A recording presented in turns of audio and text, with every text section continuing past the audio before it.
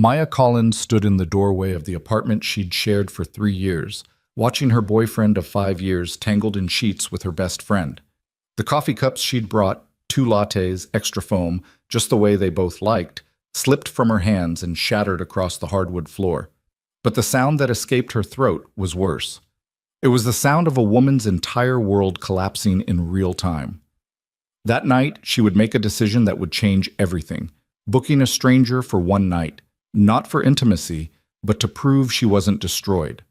What she didn't know was that the man who would walk through that hotel room door wasn't the one she'd hired. And by morning, nothing would ever be the same.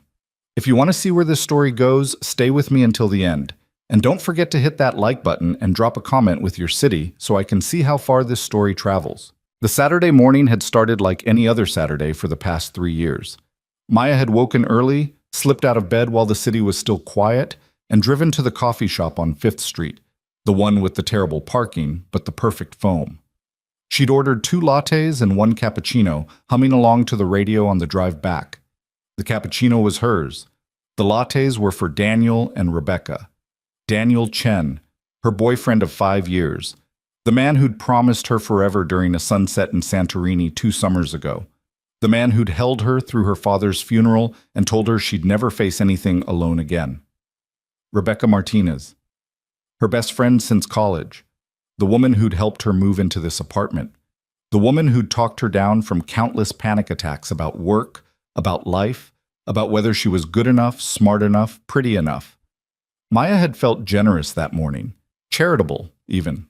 Rebecca had been going through a rough breakup, and Daniel had offered to let her crash on their couch for a few days. Maya had thought it was sweet. She thought it showed what a good man Daniel was, what a solid foundation they'd built together. She'd thought a lot of stupid things. The apartment door had been unlocked. That should have been her first clue. Daniel was obsessive about locks, about security systems, about checking the windows before bed. But Maya had simply smiled, balancing the drink carrier in one hand while fishing for her keys with the other. The living room was empty. The couch, the one where Rebecca was supposedly sleeping, was perfectly made, decorative pillows arranged just the way Maya had left them yesterday morning. "Babe," Maya had called out, her voice echoing in the high-ceilinged space. "Becca? I brought coffee." No answer. She'd walked down the hallway, past the bathroom, past the guest room, toward the master bedroom. Their bedroom. The door had been cracked open, just slightly. Just enough. Just enough for Maya's entire world to end. Daniel had been on his back, eyes closed, one hand tangled in Rebecca's dark hair. Rebecca had been straddling him, her head thrown back, making sounds Maya had only heard through the walls they shared, sounds Maya had thought were meant for her. The coffee cups hit the floor before Maya's brain could process what to do with them. The sound was spectacular. 3 drinks, $6 each, exploding across bamboo floors in a wave of cream and espresso and shattered ceramic. Daniel's eyes snapped open. "Maya!" But Rebecca was faster. She rolled off him, grabbing for the sheets, her face cycling through expressions faster than Maya could track. Shock, guilt, fear. Something else Maya couldn't name. "Oh, God," Rebecca whispered. "Maya, Get out." Maya's voice didn't sound like her own. It was too calm, too measured, too cold. It was the voice of a stranger living inside her body, a stranger who'd apparently decided to take over all motor functions because Maya herself had stopped working. "Maya, listen." Daniel was on his feet now, reaching for his boxers, his hands shaking. It's not what you—" "I said get out." Maya took a step backward, then another. Her heel caught in the puddle of spilled latte and she stumbled, catching herself against the door frame. "Both of you, get out of my apartment." "Your apartment?" Daniel's face was flushing now, shifting from panic to something uglier. "I've been paying half the rent for 3 years. The lease is in my name. Get out." She'd turned and walked away then, her legs moving on autopilot, carrying her back down the hallway, through the living room, out the door she'd entered through just 3 minutes ago. 3 minutes. That's all it had taken for 5 years to disintegrate. Maya had stood in the parking lot of her own apartment building for 20 minutes, staring at her car, trying to remember how to open the door. Behind her, she could hear shouting. Daniel's voice, raised and defensive. Rebecca's, high and pleading. The sound of drawers opening and closing. Footsteps on stairs. She didn't turn around. She didn't watch them leave. She just stood there, frozen, while her phone buzzed with incoming texts she wouldn't read for hours. When the sounds finally stopped, when the parking lot fell quiet again, Maya got in her car and drove. She didn't have a destination. She just drove through the streets of Seattle as the morning stretched into afternoon, as the sky shifted from pink to blue to gray. She drove past the restaurant where Daniel had proposed, not with a ring, just with a promise that one day soon he'd make it official. She drove past the bookstore where she'd first met Rebecca, both of them reaching for the same copy of a thriller neither of them ended up reading. She drove until the gaslight came on, until her hands were numb from gripping the steering wheel, until the sun started its descent toward the Olympics and she realized she had nowhere to go. Not home. Not to her mother's house, where she'd have to explain, have to say the words out loud. Not to any of her friends, because Rebecca had been her person, her emergency contact, her safe place to land. Maya pulled into a gas station somewhere in Belltown, filled the tank with hands that wouldn't stop shaking, and walked inside to pay. The fluorescent lights were too bright. Everything was too bright, too sharp, too real. Rough day? The clerk was maybe 19 with green hair and kind eyes. He was looking at Maya with the sort of gentle concern usually reserved for lost children and wounded animals. Something like that, Maya managed. You okay to drive? I'm fine. She wasn't fine. She was the opposite of fine. She was shattered coffee cups on bamboo floors. She was 5 years of wasted trust. She was the sound of her best friend moaning her boyfriend's name. Maya paid, left, sat in her car in the gas station parking lot, while the evening deepened around her. She pulled out her phone finally, bracing herself for the damage. 47 text messages, 12 missed calls, 3 voicemails. She deleted them all without reading or listening, every single one. Then she opened her browser and typed before she could think better of it. Seattle Escort Services. The search results loaded. Maya stared at them, her heart pounding so hard she could feel it in her throat. What was she doing? This was insane. This was absolutely insane. But something in her chest, something raw and wounded and desperately angry, pushed her forward. She clicked on the first link, then the second, then the third. An hour later, she'd narrowed it down to one agency. The website was professional, discreet, with reviews that mentioned respect and boundaries and safety. The prices made her wince, but she had her credit card in her hand before she could talk herself out of it. She didn't want intimacy. The thought of being touched right now made her skin crawl. She just wanted, what? Proof that she could still make decisions? Proof that she wasn't completely broken? Proof that she was more than the woman who'd been betrayed in her own bed? Maya booked a room at the Fairmont Olympic Hotel, somewhere she'd never been with Daniel, somewhere with no memories attached. Then she filled out the agency's intake form, her fingers moving faster than her thoughts.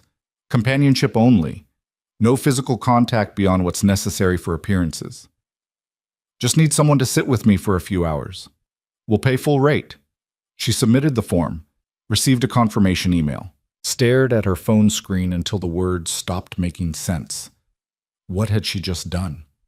Maya drove to the hotel in a daze, checked in with a smile that felt like a mask, rode the elevator to the 8th floor with her overnight bag clutched to her chest. The room was beautiful, all soft grays and clean lines, with a view of Elliott Bay that probably cost extra. She stood at the window and watched the ferries cutting through dark water, their lights bright against the gathering night. Behind her reflection in the glass, she could see the room, the king-size bed with its crisp white linens, the sitting area with its elegant couch and coffee table, the bathroom visible through an open door, all marble and chrome. This was stupid. This was so incredibly stupid. Maya was reaching for her phone to cancel, to apologize, to admit she'd made a terrible mistake, when someone knocked on the door. Her heart stopped, then restarted at triple speed. "Just a minute," she called, her voice barely audible. She crossed to the door, checked the peephole out of habit, saw a man's silhouette in the hallway. Tall, broad-shouldered, face turned slightly away. Maya took a breath. Another. Then she opened the door. The man standing in the hallway wasn't what she'd expected. He was in his early 30s, dressed in dark jeans and a navy sweater that looked expensive but understated. His hair was dark, slightly tousled, and his face was tired. That was the first thing Maya noticed. Not handsome or forgettable or anything in between, just tired with shadows under dark eyes and tension in his jaw that suggested he'd had a day almost as bad as hers. "Hi," she said, stepping back. "Come in." He hesitated in the doorway, those tired eyes sweeping over the room, over her, with an expression she couldn't quite read. Confusion? Concern?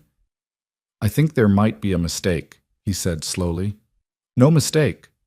Maya gestured toward the sitting area, trying to channel confidence she absolutely didn't feel. "I booked the room. I made the request. It's all paid for." Another hesitation. Then he stepped inside and Maya closed the door behind him. They stood there in awkward silence for a long moment. Maya had imagined this going differently. She'd imagined feeling in control, powerful, like she was making a choice that mattered. Instead, she just felt lost. "Listen," the man said finally, "I think you have me confused with, I don't want to have sex with you." The words came out too fast, too sharp. Maya winced. "Sorry, that sounded... I just mean, that's not why you're here. I just wanted someone to sit with me, someone who doesn't know me, someone who won't judge." Something shifted in his expression. The confusion was still there, but underneath it now was something softer. Understanding, maybe. Or pity. God, she hoped it wasn't pity. "Okay," he said quietly. "Where do you want me to sit?" Maya gestured to the couch. He crossed to it, moving with an easy grace that suggested athleticism, or at least someone comfortable in his own body. He sat, leaving plenty of space on the other end, his hands resting loosely on his knees.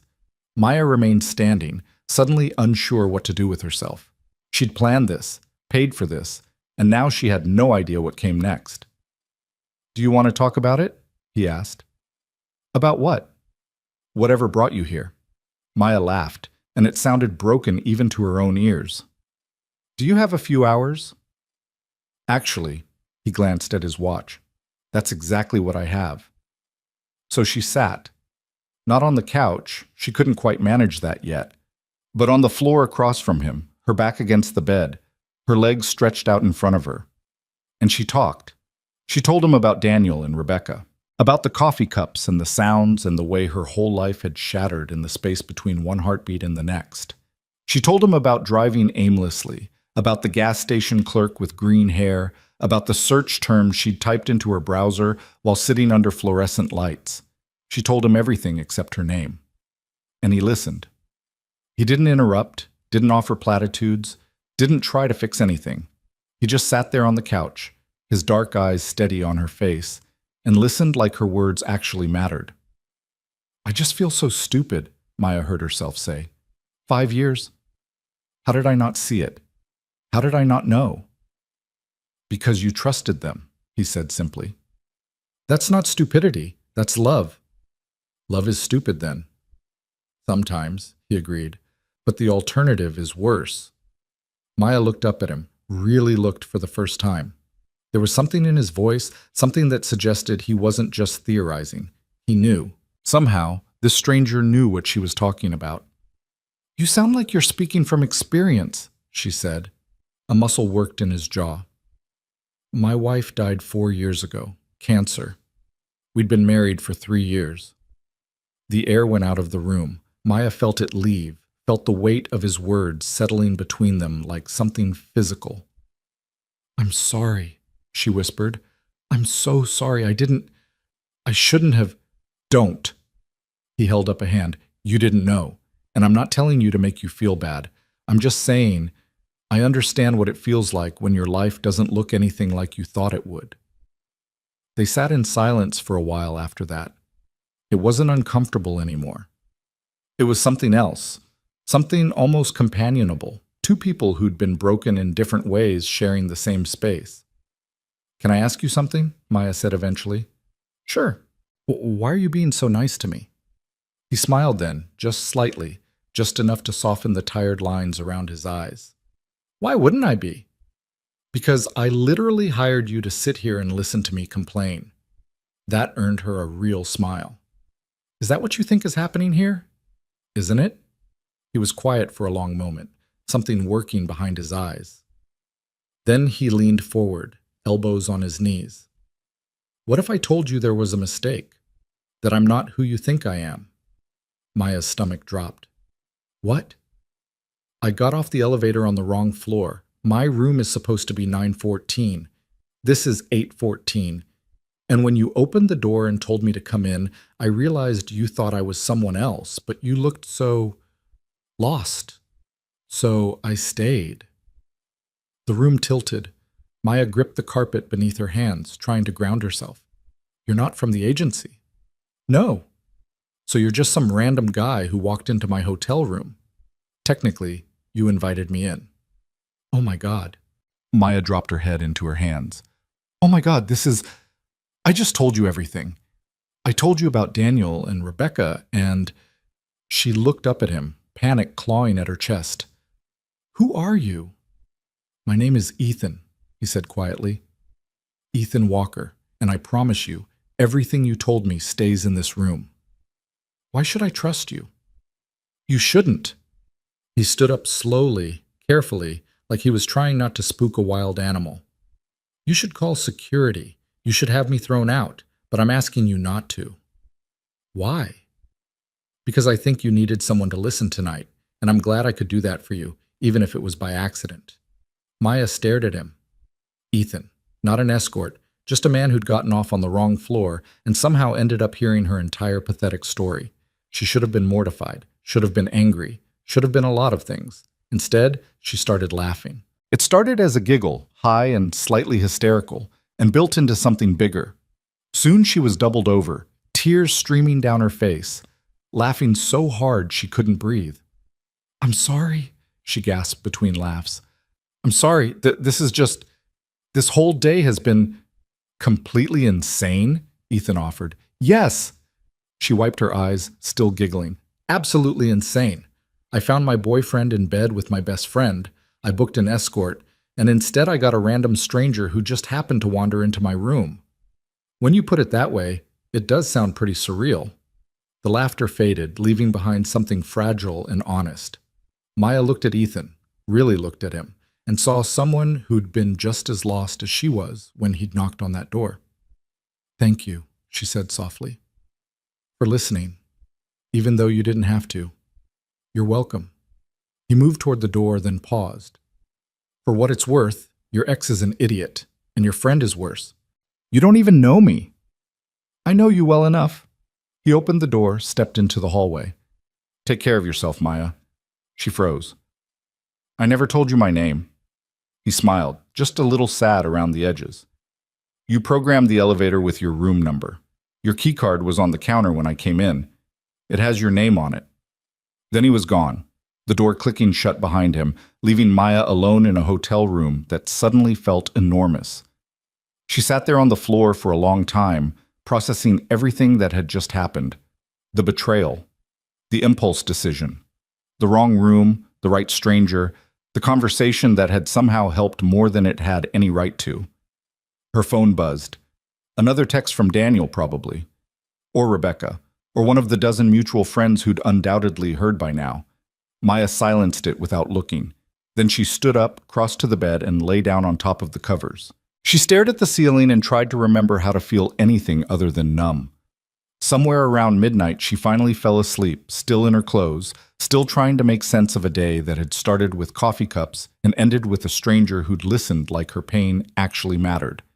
When she woke, the sun was streaming through the windows and someone was knocking on her door. Maya stumbled to answer it, expecting housekeeping or room service she hadn't ordered. Instead, she found a hotel employee with an apologetic expression and an envelope. Miss Collins, this was left at the front desk for you. Maya took the envelope with numb fingers, closed the door, and sat on the edge of the bed before opening it. Inside was a single card, heavy stock, with just a few words written in confident handwriting. You're not broken. You're just breaking through to something better. Maya read it 3 times. Then she tucked it into her wallet, next to her credit cards and her driver's license and all the other pieces of her supposedly organized life. She showered, dressed, checked out, drove home through Sunday morning traffic, past the restaurant with its empty promises, past the bookstore where friendships began and ended.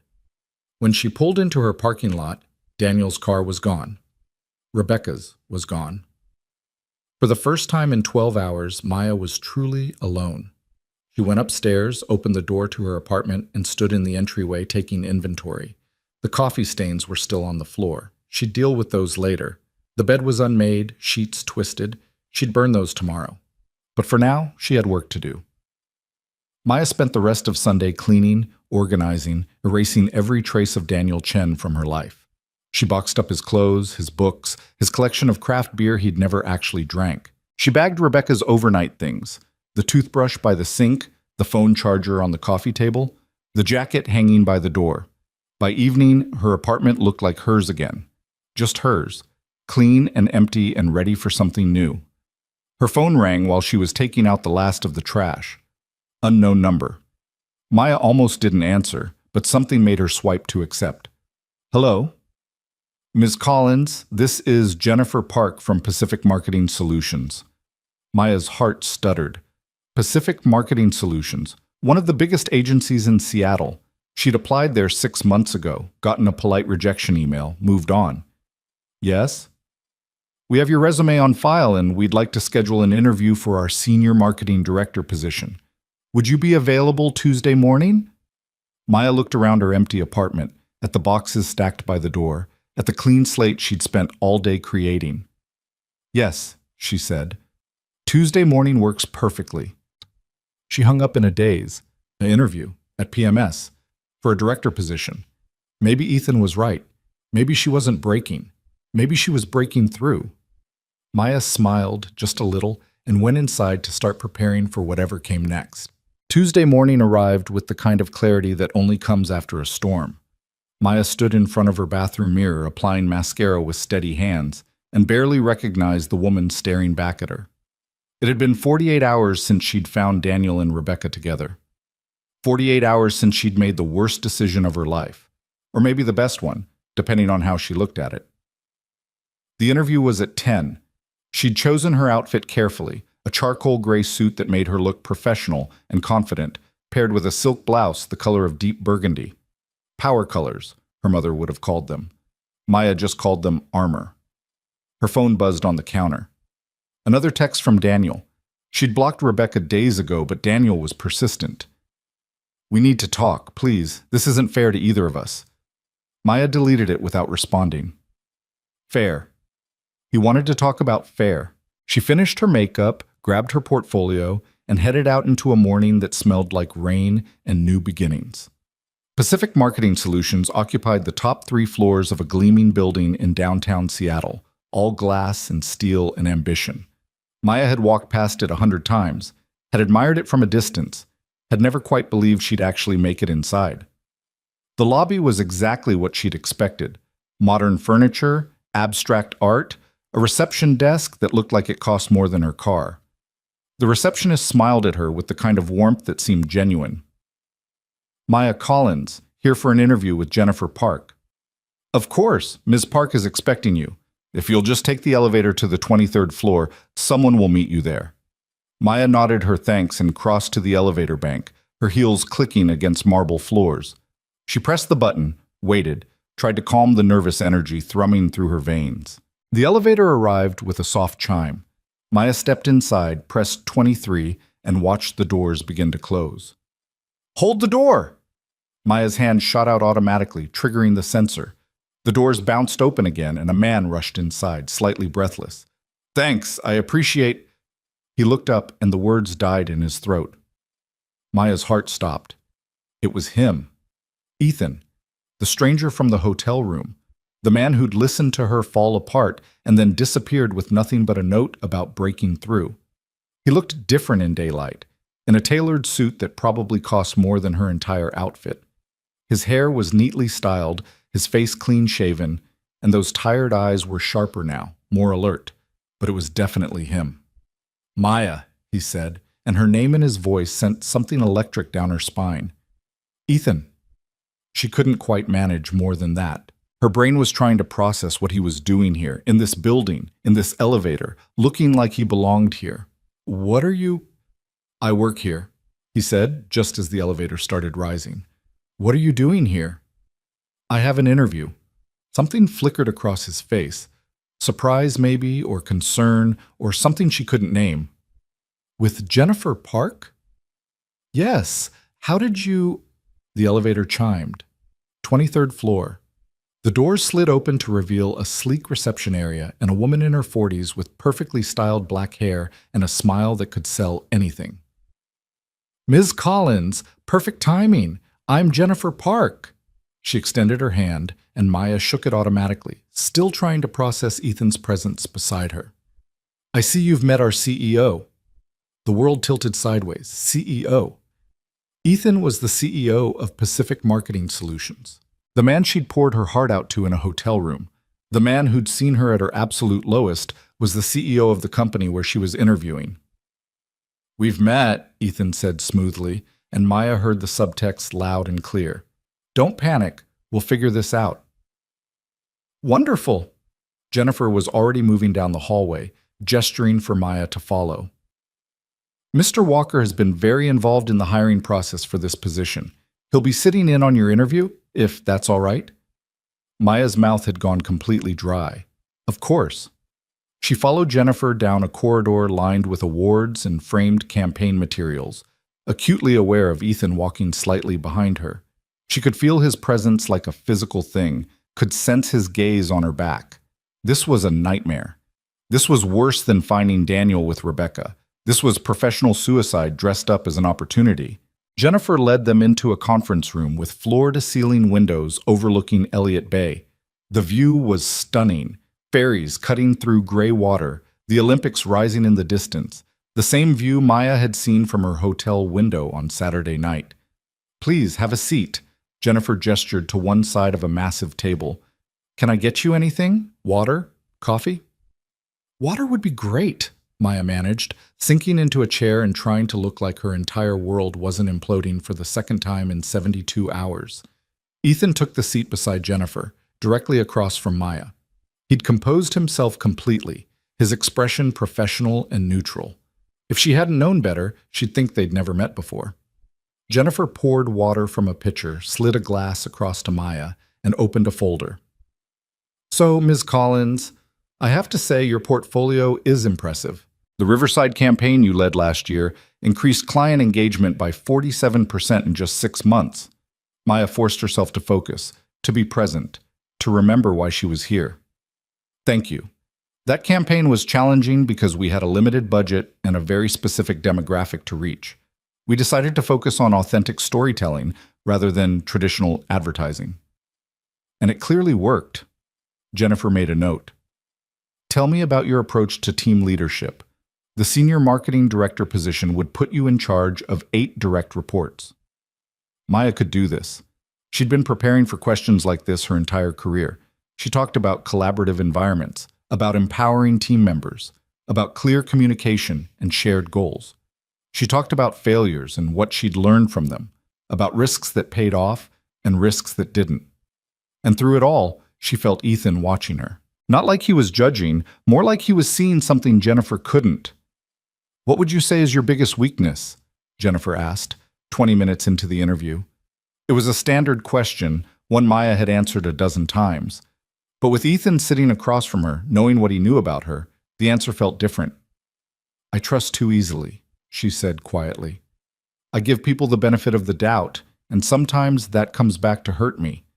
But I'm learning to trust my instincts more, to recognize when something feels off. Jennifer nodded, making another note. But Ethan's expression shifted just slightly, a flicker of understanding that told Maya he heard what she wasn't saying.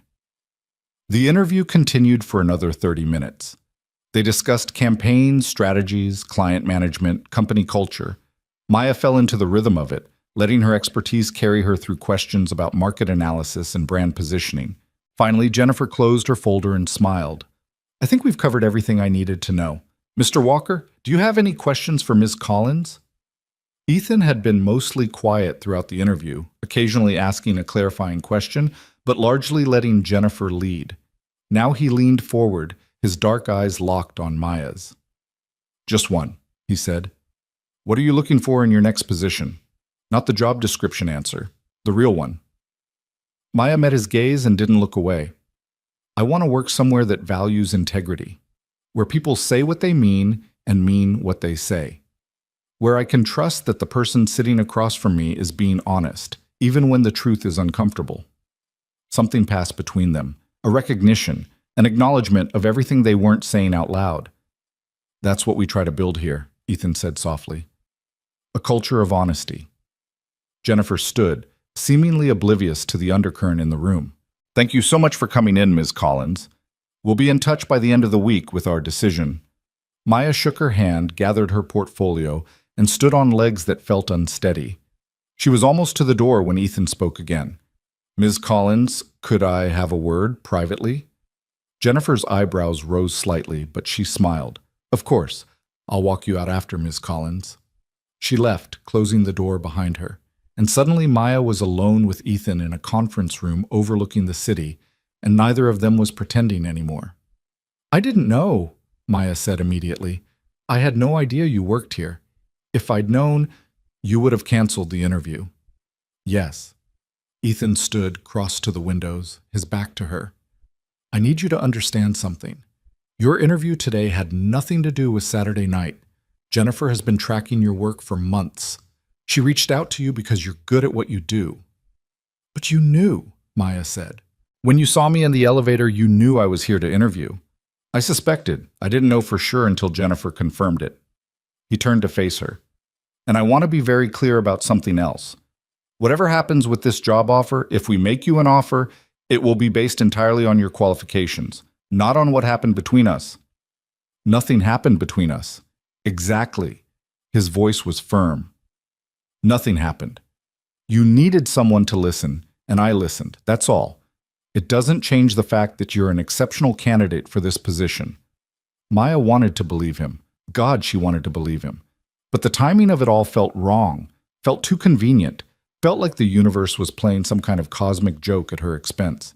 I can't work here, she said. Not like this. Not knowing what you know about me. What do I know? Ethan moved closer, stopping a respectful distance away. I know you've been hurt. I know you're stronger than you give yourself credit for. I know you drove around Seattle for hours because you didn't have anywhere else to go. But none of that changes the fact that you're brilliant at your job. You don't know that. I looked at your portfolio, Maya. I read your case studies. I saw what you did with limited resources and a team that was half the size it should have been. You're exactly what this company needs. She shook her head, blinking back tears she refused to let fall. This is too complicated. It doesn't have to be. Ethan's voice was gentle now, the same tone he'd used in the hotel room when she'd been falling apart. Here's what's going to happen. Jennifer and I will discuss all the candidates. We'll make a decision based on qualifications alone. If we offer you the position, you can decide whether or not to accept it. No pressure, no strings. No obligations based on one conversation in a hotel room. And if I say no? Then you say no, and we find someone else, and you move on with your life. But Maya, he waited until she looked at him. Don't say no because you're embarrassed. Don't say no because you think you owe me something or I owe you something.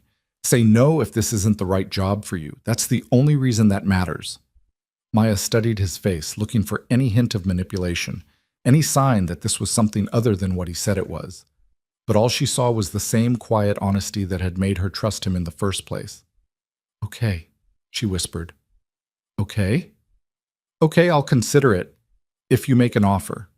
Ethan smiled just slightly. Good. Now let me walk you out before Jennifer sends a search party. They left the conference room together, maintaining a professional distance that felt both necessary and absurd given what they'd shared. Jennifer was waiting by the elevator, still wearing that megawatt smile. Thank you again, Ms. Collins. It was wonderful meeting you. You too. Maya shook her hand, stepped into the elevator, and pressed the button for the lobby.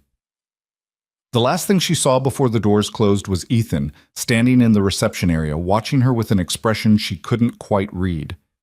The ride down felt endless.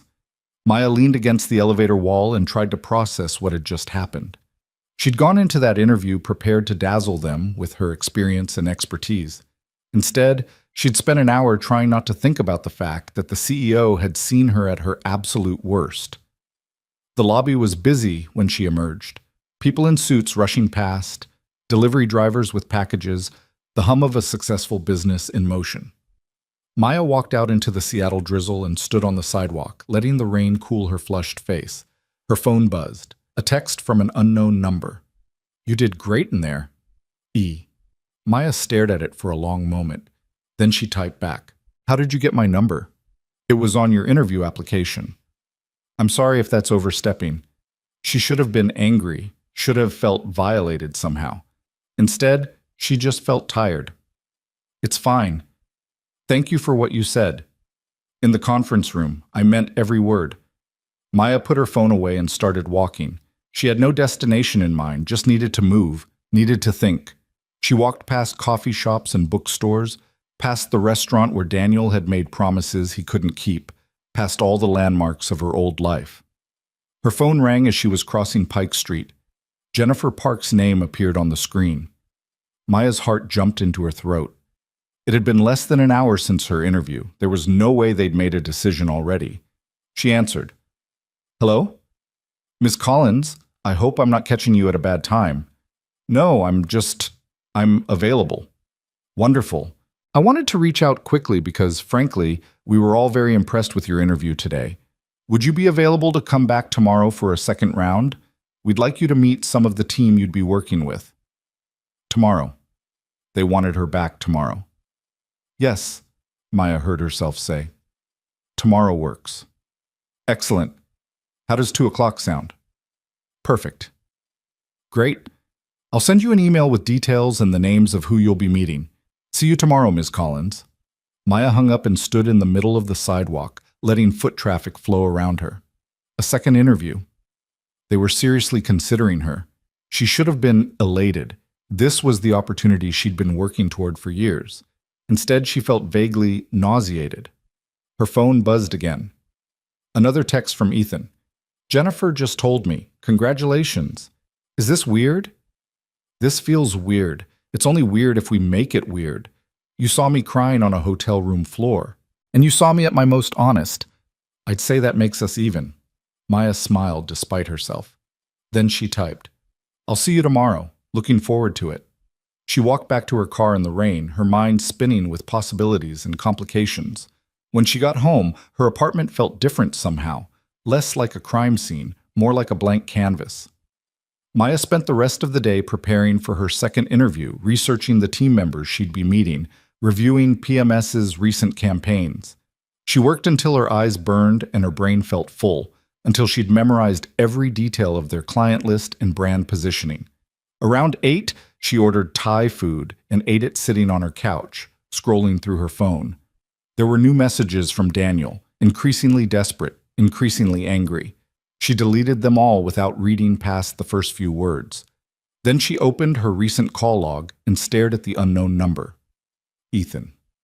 She could call him right now, could ask him all the questions spinning through her head, could try to understand what was happening between them, if anything was happening at all. Instead, she saved his number under a simple E and put her phone down. Wednesday arrived gray and drizzly, typical Seattle weather that matched Maya's mood. She dressed even more carefully than she had for the first interview. Navy dress, matching blazer, heels that made her 3 inches taller and infinitely more confident. The receptionist recognized her this time, waving her toward the elevators with a friendly smile. "They're expecting you on 23 again." Maya rode up alone, watching the numbers climb, trying to steady her breathing. The doors opened to reveal Jennifer Park waiting for her, but this time she wasn't alone. 3 other people stood with her, 2 women and a man, all around Maya's age, all looking friendly and curious. "Ms. Collins, welcome back. Let me introduce you to part of the team." Jennifer gestured to each person in turn. "This is Sarah Chen, our creative director, Marcus Thompson, senior account manager, and Amanda Rodriguez, who leads our digital strategy team." Maya shook hands with each of them, noting the genuine warmth in their greetings. These weren't people going through the motions, they actually seemed interested in meeting her. "We thought it would be helpful for you to meet some of the people you'd be working closely with," Jennifer explained. "And we've set up a working session rather than a formal interview. We'd like to see how you think on your feet." They led her to a different conference room, this one set up with a large screen and sticky notes covering one wall. Maya recognized the setup immediately, a collaborative brainstorming session.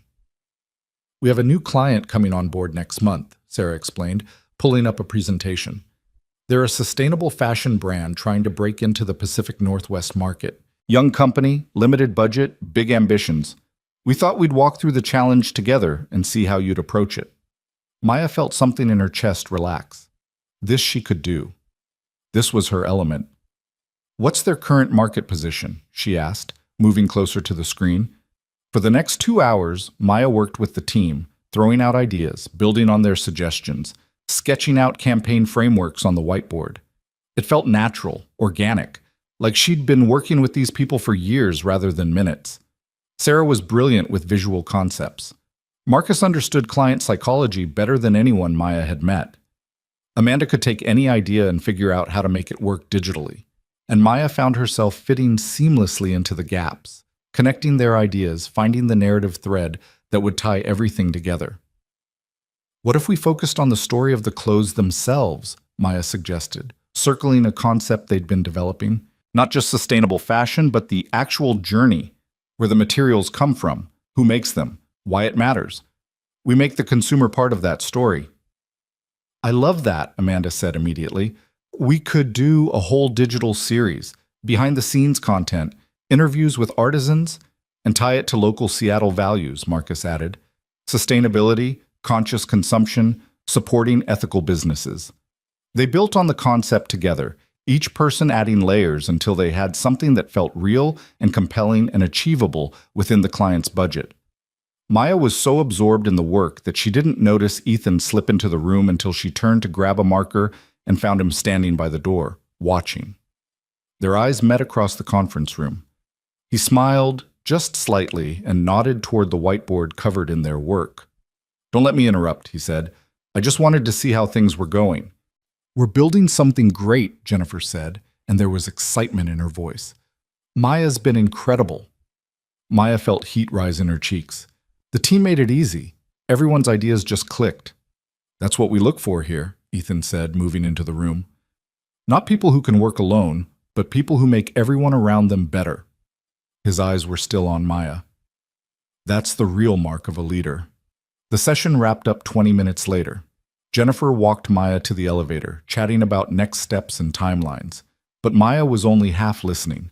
She was too aware of Ethan somewhere behind her, too conscious of the weight of his attention. "We'll be making a decision by Friday," Jennifer was saying. "But between you and me, Maya, you're our top choice. I just need to make it official with Mr. Walker." The elevator arrived. Maya stepped inside, turned to face Jennifer, and found Ethan standing there too. "I'll ride down with you," he said to Maya. "I have a meeting downtown." Jennifer smiled, oblivious, and waved as the doors closed. Silence fell between them. Maya stared straight ahead, watching the floor numbers descend. "You were brilliant up there," Ethan said quietly. "Thank you." "I meant what I said, about making people better. I watched you work with that team, and you brought out the best in all of them." Maya finally looked at him. "Is this appropriate? You talking to me like this?" "Probably not." He smiled ruefully. "But I'm finding it very hard to maintain professional distance when I keep being impressed by you." "Ethan, I know this is complicated, but I need you to hear something." He stepped closer, lowering his voice even though they were alone. "When we make you the offer, and we will, it won't be because of what happened Saturday. It'll be despite it. Because you're that good, Maya. Good enough that I'm willing to make things awkward to have you on this team." The elevator reached the lobby. The doors opened onto the busy atrium, onto the real world where they had to be CEO and candidate instead of two people who'd somehow found each other in the wreckage. "I'll think about it," Maya said. "When you make the offer, I'll really think about it. That's all I'm asking." She walked away without looking back, but she could feel his eyes on her until she pushed through the revolving doors and out into the rain. That night, Maya couldn't sleep. She lay in bed staring at the ceiling, replaying every moment of the past few days. The betrayal, the hotel, the interview. The way Ethan had looked at her across the conference table like he saw something in her she'd forgotten existed. Her phone lit up on the nightstand. 3 a.m. She reached for it, expecting nothing, and found a text from E. Can't sleep either? Maya's heart skipped. She shouldn't respond. This was already too complicated. But her fingers were typing before her brain could stop them. Too much going on in my head. Want to talk about it? Isn't that what got us into this mess? Fair point, but I'm a good listener. Maya smiled in the darkness. Then she did something reckless. She hit the call button. He answered on the first ring. Hey. Hey. Maya pulled the blanket up to her chin. This is probably a terrible idea. Definitely a terrible idea. She could hear the smile in his voice. Want to hang up? No. They talked until the sky started turning gray outside her window. Not about the job or the interview or anything that mattered professionally, just about everything else. About his daughter, who was 5 and obsessed with dinosaurs. About Maya's mother, who called every Sunday and had opinions about everything. About movies they loved and books they'd read and the strange comfort of finding someone who understood. When they finally said goodbye, the sun was rising over the Olympics, and Maya felt something she hadn't felt in days. Hope. Friday morning arrived with the kind of anxious anticipation that made Maya's coffee taste like battery acid. She'd been awake since 5, had already gone through 2 outfit changes, and was now staring at her phone like it might spontaneously combust. Jennifer had said they'd have a decision by end of day Friday.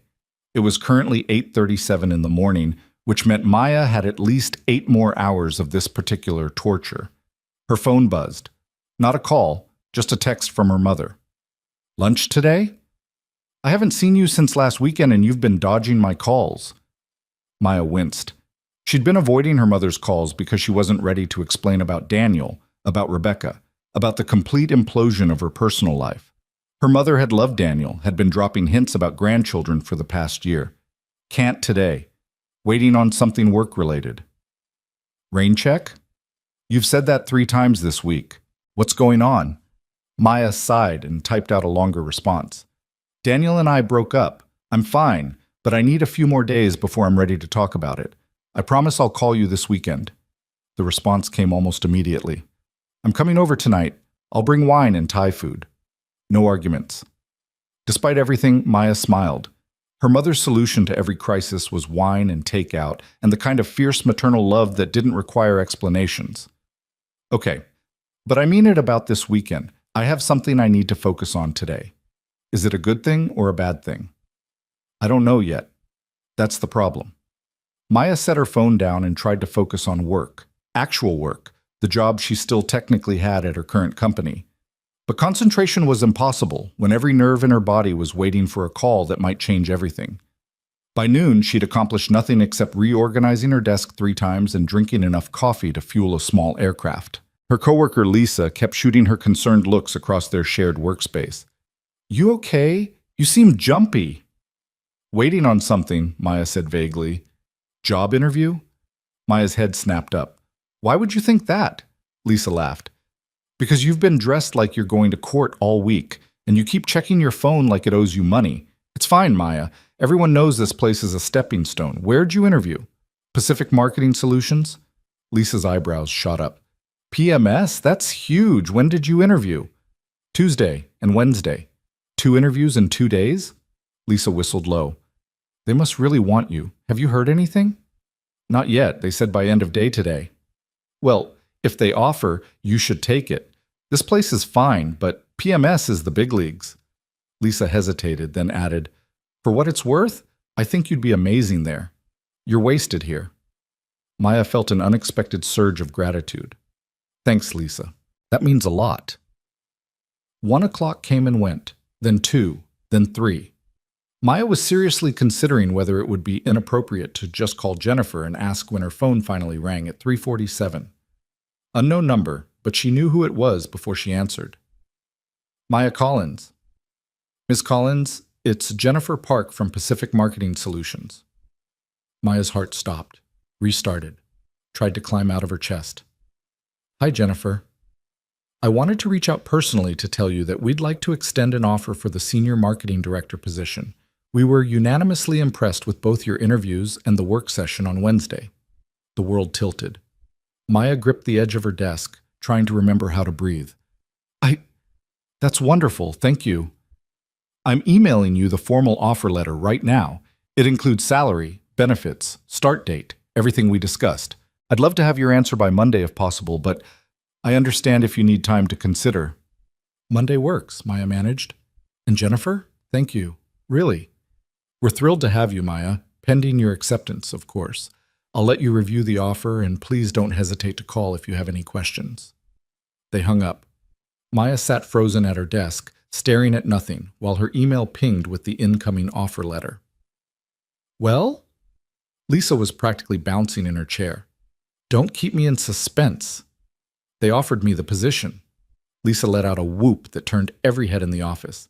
I knew it! Oh my God, congratulations! When do you start? I haven't accepted yet. Are you insane? Of course you're accepting. Maya pulled up the email, scanned through the offer letter with hands that wouldn't stop shaking. The salary was 30% more than she was making now. The benefits were exceptional. The start date was 3 weeks out, which gave her time to give proper notice. Everything about it was perfect, except for the fact that the CEO had seen her at her absolute lowest, and she'd spent 3 a.m. on the phone with him talking about everything and nothing while the sun came up. Maya closed her laptop and grabbed her bag. I need to go. Where are you going? It's only 4. I need to think. She drove to Discovery Park without consciously deciding to, parked near the lighthouse, and walked out to the bluff overlooking Puget Sound. The wind was cold and sharp, carrying the smell of salt water and pine trees. Maya pulled out her phone and looked at the offer letter again. Then she scrolled through her recent messages until she found the conversation with E. She could text him, could ask him if this was really okay, if working together wouldn't make everything impossibly complicated. But she already knew what he'd say. He'd tell her the offer was legitimate, that she'd earned it, that she should make the decision based on what was best for her career. The problem was, Maya didn't trust her own judgment anymore. A week ago, she'd thought she knew her boyfriend, her best friend, her entire life. She'd been catastrophically wrong. Her phone rang. Unknown number again, but a different one this time. Hello? Maya, it's Ethan. Her breath caught. How did you know I'd... Jennifer told me she called you. I wanted to reach out separately, not as your potential boss, just as someone who cares about what you decide. Ethan, I don't... Can you meet me? Not at the office. Somewhere neutral. I think we need to actually talk about this. Maya looked out at the water, at the ferries cutting through gray waves. Where? There's a coffee shop on Alki Beach, the one with the red awning. Can you be there in 30 minutes? Yes. Good. I'll see you there. The drive to Alki took 40 minutes because of traffic, but Ethan was waiting when Maya pulled into the parking lot. He was sitting at an outdoor table despite the wind, wearing jeans and a jacket that made him look younger, less like a CEO and more like the man who'd wandered into her hotel room by mistake. Maya sat down across from him, wrapping her coat tighter against the cold. Thank you for coming, Ethan said. You said we needed to talk. We do. He leaned back in his chair, studying her face. You're going to turn down the offer, aren't you? Maya blinked. I didn't say that. You didn't have to. I can see it in your face. You're scared. Of course I'm scared. This whole situation is insane, Ethan. You know things about me that no one at that company should know. We talked until sunrise yesterday. That's not professional. That's not appropriate. That's two people who connected during a difficult moment, Ethan finished quietly. And yes, the timing is terrible. Yes, the circumstances are complicated. But Maya, you can't turn down an opportunity that's perfect for you just because you're afraid of what might happen. You don't know it's perfect for me. Don't I? He leaned forward now, his dark eyes intense. I watched you with that team on Wednesday. I saw the way you lit up when you were working through that campaign. I saw the way everyone responded to you, how they brought their best ideas to the table because you made them feel heard. That's exactly what we need. That's exactly who you are when you're not second-guessing yourself. Maya felt tears prick at her eyes. What if I mess this up? What if I can't separate what happened Saturday from what happens at work? What if everyone finds out and thinks I slept my way into the position? Did you sleep with me? What? No. Then there's nothing for anyone to find out. Ethan reached across the table, stopped just short of touching her hand. Maya, listen to me. What happened in that hotel room stays between us. No one else needs to know. And what happens at PMS is completely separate. You're not getting this job because of me. You're getting it despite me, because you're that damn good. You keep saying that. Because it's true. His voice softened. I know you've been hurt. I know trusting people feels impossible right now, but you can trust this. You earned this opportunity on your own merit. Maya wiped at her eyes, frustrated with herself for crying. Again. It seemed like all she did lately was cry or fight back tears. What about us? She asked quietly. If I take this job, what happens with this? She gestured between them, unable to name what this even was. Ethan was quiet for a long moment. Honestly, I don't know. I know that I can't stop thinking about you. I know that talking to you at 3 in the morning felt more real than anything I've experienced in 4 years. But I also know that if you work for me, there are lines we can't cross. Professional boundaries that matter. So we just pretend nothing happened? No. We acknowledge that something did happen, and we handle it like adults. He finally closed the distance, his fingers brushing against hers on the table. Look, I'm not going to lie to you. This is complicated. But I'd rather navigate complicated with you than wonder what might have been if you'd turned down this job out of fear. Maya looked down at their hands, his fingers barely touching hers. It wasn't intimate exactly, but it felt like a promise of something. I need to think about it, she said. I know. Ethan pulled his hand back, creating distance again. Take the weekend. Make the decision that's right for you. And Maya, whatever you decide, I respect it. They sat there for a few more minutes, drinking coffee that went cold in the wind, watching joggers pass by on the beach path. It felt suspended somehow, like they existed outside of normal time and space. Eventually, Ethan stood. I should go. I have to pick up my daughter from school. What's her name? Maya asked suddenly. You've mentioned her, but you never said her name. Something softened in Ethan's expression. Sophie. She's 5, obsessed with dinosaurs. And she thinks the word no is just a suggestion. Maya smiled. She sounds amazing. She is. He hesitated, then added, maybe you'll meet her someday. If you take the job, we do a company picnic every summer. Family's welcome. Are you trying to sweeten the deal? Maybe. He grinned. Is it working? I'll let you know Monday. Ethan left, and Maya sat alone at the table for another hour, watching the sun sink toward the Olympics. Her phone buzzed periodically. Her mother confirming dinner, Lisa asking if she'd made a decision, a handful of emails about projects at her current job, and one text from E. Whatever you decide, thank you for giving it real consideration. That's all I can ask. Maya drove home in the gathering dusk, her mind still spinning. When she pulled into her parking lot, her mother's car was already there, despite the fact that they'd agreed on 7, and it was only 6:15.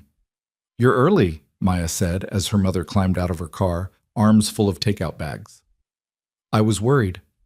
Her mother, Patricia Collins, was a force of nature packed into a 5'4" frame. She had Maya's eyes and her late father's stubbornness, and right now she was looking at her daughter like she could see straight through to her soul. You sounded strange on the phone. They went inside, and Patricia immediately started unpacking food while Maya got wine glasses down from the cabinet. For a few minutes, they moved around each other in comfortable silence, the way they had for years. Finally, settled on the couch with pad thai and Pinot Grigio, Patricia spoke. So, Daniel. Maya took a long drink of wine. He cheated on me, with Rebecca. Her mother's face went through several expressions in rapid succession: shock, fury, disgust, and finally a kind of grim resignation. I never liked her. You never said anything. Because you loved her, and I thought maybe I was wrong. Patricia set down her wine glass. I'm sorry, sweetheart. That's a special kind of betrayal. I found them in our bed. Maya was surprised at how calm her voice sounded. I'd gone to get coffee. I came back early. Oh, honey. It's been a week. I've moved on. Even as she said it, Maya knew it wasn't quite true. She'd survived a week. That wasn't the same as moving on. Have you? Her mother studied her face. Because you look like someone who's been holding herself together with sheer force of will. Maya felt the facade crack just slightly. I got a job offer. That's wonderful. Where? Pacific Marketing Solutions. It's a senior director position. Big step up from where I am now. Patricia's face lit up. Maya, that's incredible. When do you start? I haven't accepted yet. The light dimmed. Why not? And because she'd never been able to lie to her mother, not really, Maya told her everything. About the hotel room, about Ethan, about the mistaken encounter that had somehow led to 2 interviews and a job offer and phone calls at 3 in the morning. Patricia listened without interrupting, her expression cycling through surprise, concern, and something that might have been understanding. So let me make sure I have this straight, she said when Maya finished. You made an impulsive decision after discovering your boyfriend's betrayal. A stranger accidentally ended up in your hotel room and listened to you without judgment. That same stranger turned out to be the CEO of a company where you'd already applied for a job. They interviewed you based on your qualifications and offered you a position that you absolutely deserve. And now you're thinking about turning it down because the situation feels complicated. When you put it that way, it sounds stupid. It doesn't sound stupid. It sounds like you're protecting yourself. Patricia reached over and took Maya's hand. But honey, you can't let Daniel and Rebecca steal this opportunity from you too. They already took your trust. Don't let them take your career. It's not about them. It's about Ethan, about what might happen if I work for him. What do you want to happen? Maya pulled her hand back, frustrated. I don't know. I don't know anything anymore. A week ago, I thought I knew exactly what my life looked like. Now, everything's different. Different isn't always bad. It feels bad. It feels scary and uncertain and completely out of control. That's because it is out of control. Patricia's voice was gentle but firm. Life is messy and complicated and full of coincidences that don't make sense. But you don't turn down opportunities just because they're complicated. You take them and figure it out as you go. They ate in silence for a while. Maya's pad thai tasted like sawdust, but she forced herself to swallow anyway. Her mother was right, she knew that. But knowing something intellectually and feeling it emotionally were 2 very different things. Can I ask you something? Patricia said eventually. Sure. Do you like him? This Ethan? Maya's first instinct was to deny it, to insist it wasn't like that. But lying to her mother had never worked, and she was too tired to try. I think I could, she admitted quietly. That's what scares me. I barely know him. But when we talk, it feels like I've known him forever. And that shouldn't be possible after one conversation in a hotel room and some text messages. Why not? Because that's not how real life works. Patricia laughed. Says who? Honey, I met your father at a bus stop. We talked for 20 minutes while waiting for different buses. And I knew. Just knew. Sometimes connection happens fast. And sometimes it crashes and burns. Sometimes, Patricia agreed, but you'll never know which unless you're brave enough to try. They finished dinner, and Patricia helped Maya clean up before heading home with promises to call over the weekend. Maya stood in her doorway watching her mother's taillights disappear, feeling slightly steadier than she had before. She went back inside, poured another glass of wine, and opened her laptop. The offer letter was still there, waiting. Maya read through it again, this time really paying attention to the details. The position was everything she'd been working toward. The team was talented and collaborative. The company culture, from what she'd seen, actually lived up to its stated values. And yes, the CEO was someone she'd developed an unexpected connection with, but that didn't negate everything else. Maya pulled up a blank document and started making a list. Pros and cons, the way she'd been taught to evaluate important decisions. Under pros: career advancement, better salary, talented team, meaningful work, company culture, growth potential. Under cons: complicated history with CEO, fear of judgment, uncertainty about professional boundaries. She stared at the list for a long time. The pros outweighed the cons by any objective measure, but the cons carried emotional weight that couldn't be quantified. Her phone buzzed. A text from Lisa. Have you decided yet? The suspense is killing me. Maya smiled and typed back. Still thinking. I'll let you know Monday. You're going to say yes, though, right? Please tell me you're saying yes. I'm leaning that way. Good. Because turning down an opportunity like this would be insane. Maya set her phone down and looked at her list again. Then she opened a new email and started typing. Dear Jennifer, thank you for the generous offer to join Pacific Marketing Solutions as Senior Marketing Director. I'm incredibly excited about the opportunity to work with such a talented team on meaningful campaigns. She stopped, her fingers hovering over the keyboard. This was it. The moment where she either moved forward or stayed stuck. Maya took a breath and kept typing. I'm writing to formally accept the position. I understand the start date is 3 weeks from Monday, which gives me appropriate time to give notice at my current company. I'm looking forward to joining the team and contributing to PMS's continued success. Please let me know what paperwork you need from me and what the onboarding process looks like. Best regards, Maya Collins. She read it over 3 times, checking for typos, for any hint of hesitation. Then before she could second-guess herself, she hit send. The email whooshed away into the digital void. Maya closed her laptop and sat back against the couch, her heart pounding. She'd done it. She'd actually done it. Her phone rang almost immediately. Maya jumped, then laughed at herself when she saw Jennifer's name on the screen. Hi, Jennifer. Maya, I just saw your email. I'm so thrilled you're accepting. This is wonderful news. Thank you for the opportunity. We're lucky to have you. I'll send over the new hire paperwork first thing Monday morning, and we'll set up an onboarding schedule. But for tonight, just celebrate. You've earned this. They hung up, and Maya sat in her quiet apartment feeling something she hadn't felt in a week. Not quite happiness, it was too soon for that, but maybe the first fragile stirrings of hope. Her phone buzzed again. A text from Jennifer just told me, "Welcome to the team." Maya smiled and typed back, "Thank you for everything, for listening that night, for the interview opportunity, for giving me space to make this decision. You made the right choice." "I hope so. I know so." "See you in 3 weeks, Ms. Collins. See you in 3 weeks, Mr. Walker." Maya set her phone down and walked to the window, looking out at the Seattle skyline lit up against the night sky. Somewhere out there was Daniel, probably still texting her apologies she wouldn't read. Somewhere out there was Rebecca, living with whatever guilt she felt or didn't feel. And somewhere out there was Ethan, picking up his daughter from school, making dinner, living a life that had intersected with Maya's in the strangest, most unexpected way. 3 weeks. That's how long she had to finish projects at her current job, to pack up her desk, to prepare for the next chapter. 3 weeks to get her head straight about boundaries and professional behavior and how to work for someone who'd seen her fall apart. Maya finished her wine and went to bed early, exhausted by the emotional whiplash of the past week. But for the first time since she'd walked in on Daniel and Rebecca, she fell asleep without crying.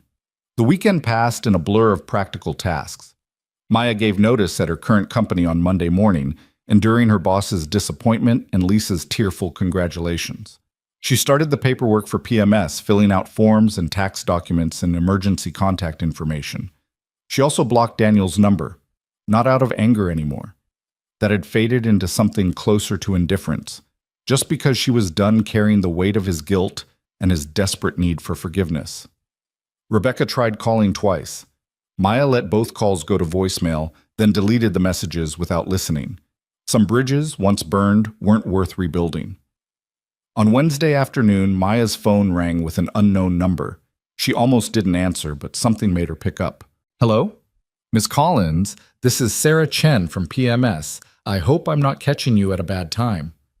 "Not at all. Is everything okay?" "Everything's great. I just wanted to reach out personally to say how excited we all are that you're joining the team. The energy you brought to the brainstorming session last week was exactly what we need." Maya felt warmth spread through her chest. "Thank you, Sarah. That means a lot. I also wanted to give you a heads up. We have a campaign kickoff meeting your first day. The sustainable fashion client I mentioned, they signed on, and Mr. Walker wants you leading the account." Maya's stomach flipped. "He wants me leading it?" "He said you had the vision for it, so you should be the one to execute it. Is that okay?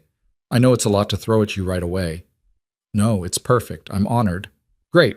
I'll send you the client brief later this week so you can review it before you start. And Maya, I'm really glad you're coming aboard. They hung up, and Maya sat staring at her phone in wonder. Ethan was giving her a major campaign on day one. That was either a massive vote of confidence or a test to see if she could handle the pressure. Maybe it was both. The final 2 weeks of her notice period crawled by with agonizing slowness. Maya wrapped up projects, transitioned her accounts, said goodbye to colleagues she'd worked with for years. Lisa threw her a goodbye lunch that was more emotional than Maya had expected. "Promise you'll keep in touch," Lisa said, hugging her fiercely. "And when you're famous and running some massive campaign, remember the little people." "I promise," Maya said, meaning it. On her last day, Maya packed up her desk and carried her box of personal items to her car. She sat in the parking lot for a moment, looking up at the building where she'd spent 3 years of her life. It had been fine, safe, comfortable, but she was ready for more than fine. Maya drove home, unpacked her box, and laid out her outfit for Monday. First day at Pacific Marketing Solutions. First day working for Ethan Walker. First day of whatever came next. She should have been terrified. Instead, she felt ready. Her phone buzzed with a text from E. "Big day on Monday. You ready?" "As ready as I'll ever be. You're going to be amazing. I have complete faith in you, even though you've only known me for 3 weeks, especially because I've only known you for 3 weeks. I've seen you at your worst and watched you turn it into your best." That's rare, Maya. She didn't know how to respond to that, so she just sent back a simple heart emoji. Then immediately regretted it, because hearts felt too intimate, too suggestive of things that couldn't happen between a CEO and his employee. But Ethan just sent back a smiley face, and Maya relaxed. Sunday night, she barely slept. Monday morning arrived with bright sunshine that felt like a good omen. Maya dressed in her power suit, the one she'd worn to her first interview, and drove to downtown Seattle with butterflies swarming in her stomach. The PMS building looked different now, not intimidating, but welcoming. Maya parked, walked through the lobby, and rode the elevator to the 23rd floor with her head held high. Jennifer was waiting when the doors opened, along with Sarah, Marcus, and Amanda. "Welcome to your first day," Jennifer said warmly. "We're so excited to have you here." They led her through the office, introducing her to people whose names Maya knew she'd forget and have to relearn. Everyone was friendly, curious, genuinely welcoming. No one looked at her strangely or seemed to know about the hotel room or any of it. Maybe Ethan had been right. Maybe the past could stay in the past. "Mr. Walker wanted to see you before the campaign meeting," Jennifer said, stopping outside a closed office door. "Just to welcome you officially." Maya's heart rate kicked up several notches. "Okay." Jennifer knocked, then opened the door without waiting for a response. "Maya's here for you, Mr. Walker." "Perfect. Send her in." Maya stepped into Ethan's office and the door closed behind her, leaving them alone for the first time since Alki Beach. He stood from behind his desk, and Maya was struck again by how different he looked in professional mode. Suit perfectly tailored, tie precisely knotted, every inch the successful CEO. But his eyes were the same, warm, knowing, kind. "Maya, welcome to PMS." "Thank you, Mr. Walker." His mouth quirked. "We should probably keep it professional in the office, but when it's just us, I'm still just Ethan." "Is it going to be just us very often?" "I hope not," he said honestly, "for both our sakes. But I wanted 1 minute alone to tell you something." He came around the desk, maintaining careful distance between them. "What you do here starts now. Clean slate. No history, no complications, just the work. You've earned this position, and I'm going to expect excellence from you. I'm not going to go easy on you because of what we shared. If anything, I'm going to push you harder. I wouldn't want it any other way." "Good." He smiled then, just slightly. "But I also want you to know, if you ever need anything, if this ever becomes too much or too complicated, my door is open, not as your boss, as your friend." Friend. It was the first time either of them had used that word, and it felt both too small and exactly right. "Thank you," Maya said softly, "for giving me this chance. Thank you for taking it." They stood there for a moment longer, and Maya felt the weight of everything unspoken between them. Then Ethan glanced at his watch and stepped back. The campaign meeting starts in 10 minutes. Sarah will walk you through the client brief. I'll be there, but this is your show. Impress me. Maya grinned. Is that a challenge? Consider it your first official assignment.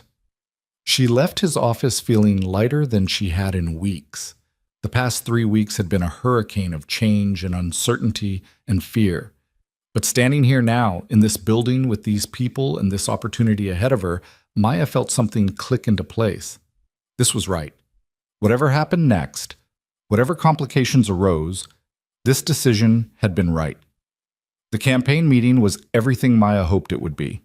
She presented her vision for the sustainable fashion client, building on the concepts they'd developed during her interview. The team responded enthusiastically, throwing out ideas and refinements and possibilities. And Ethan sat at the head of the table, listening, occasionally asking questions that pushed Maya to think deeper. He treated her exactly like he treated everyone else, with high expectations and genuine respect. When the meeting ended, Sarah pulled Maya aside. That was brilliant. I think this campaign is going to be something special. We're going to make it special, Maya corrected. This is a team effort. Sarah smiled. You're going to fit in great here. Maya hoped she was right. She went to her new office, smaller than Ethan's but with a window view and enough space to feel important, and started settling in. She was hanging up her coat when her phone buzzed. A text from E. Told you you'd be amazing. Maya smiled and didn't respond. Some things didn't need words. She sat down at her desk, opened her laptop, and got to work on the life she was building. One decision, one campaign, one day at a time. And if her eyes occasionally drifted to the CEO's office down the hall, if she sometimes wondered about phone calls at 3 a.m. and conversations that felt too deep for strangers, well, that was something she'd figure out later. For now, she had a job to do. And Maya Collins had never been one to do anything halfway. The first month at Pacific Marketing Solutions passed in a blur of client meetings, strategy sessions, and late nights at the office. Maya threw herself into work with the kind of focused intensity that left little room for anything else, which was exactly what she needed. The sustainable fashion campaign was gaining momentum. Maya had secured partnerships with 3 local artisans, lined up a series of video shoots in the San Juan Islands, and developed a social media strategy that had the client calling twice a week to express their excitement. Sarah's creative concepts were stunning. Marcus had negotiated terms that kept them under budget, and Amanda's digital rollout plan was flawless. It was the kind of collaborative success that reminded Maya why she'd chosen this career in the first place. What surprised her most was how seamlessly she and Ethan had fallen into a professional rhythm. In meetings, he was her boss, demanding, insightful, and uncompromising about quality. He pushed her to refine her ideas, questioned her assumptions, and never let her take the easy path.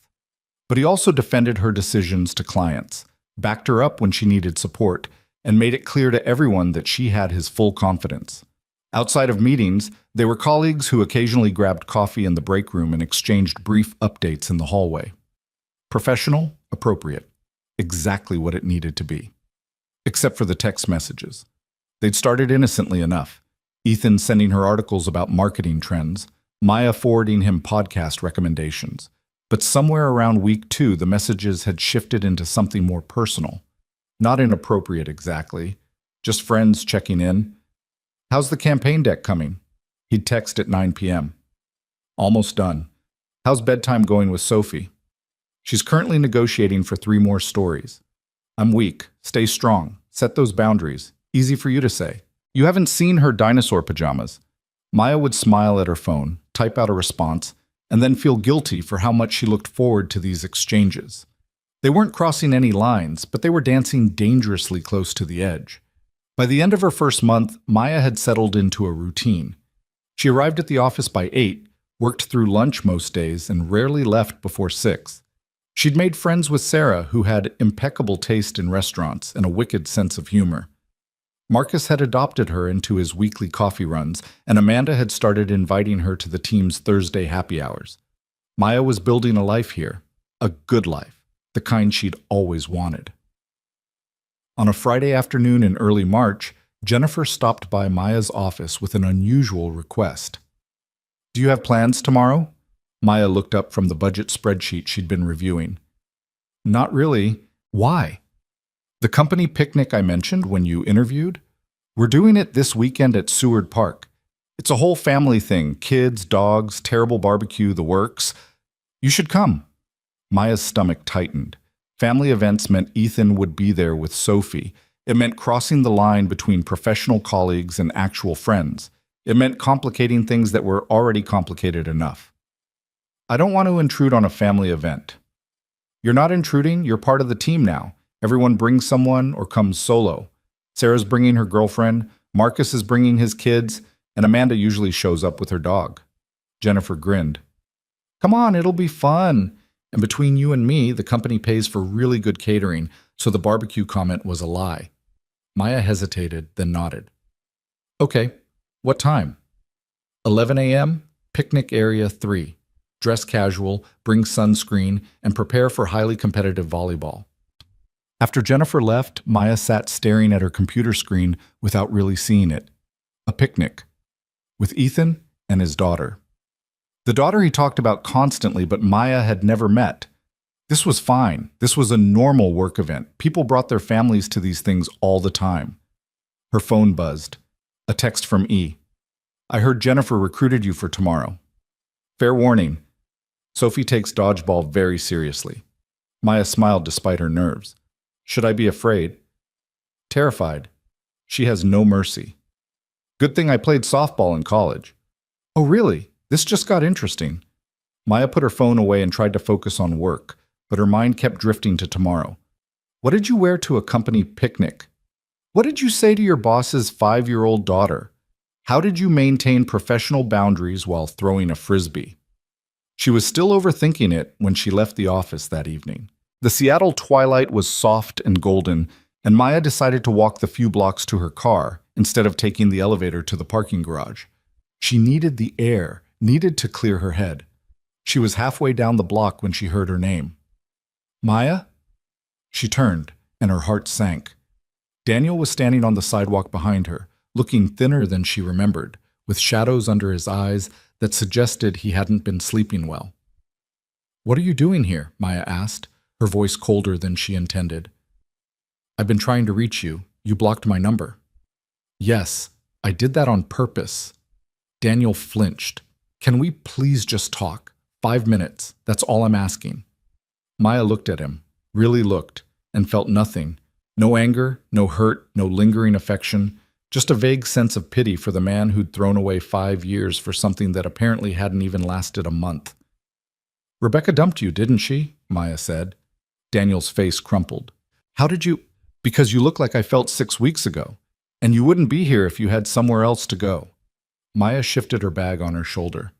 I'm sorry she hurt you, Daniel. I really am, but that doesn't mean we need to talk. I made a mistake, the biggest mistake of my life. He took a step toward her. I know I don't deserve forgiveness, but I'm asking anyway. I love you, Maya. I never stopped loving you. You cheated on me with my best friend in our bed. Maya's voice was steady, almost gentle. That's not love, Daniel. That's betrayal. And I'm done carrying the weight of it. So that's it? 5 years and you're just walking away? You walked away the moment you decided she was worth more than our relationship. Maya turned to go, then stopped. For what it's worth, I hope you figure out whatever made you think that was okay. But you're going to have to do it without me.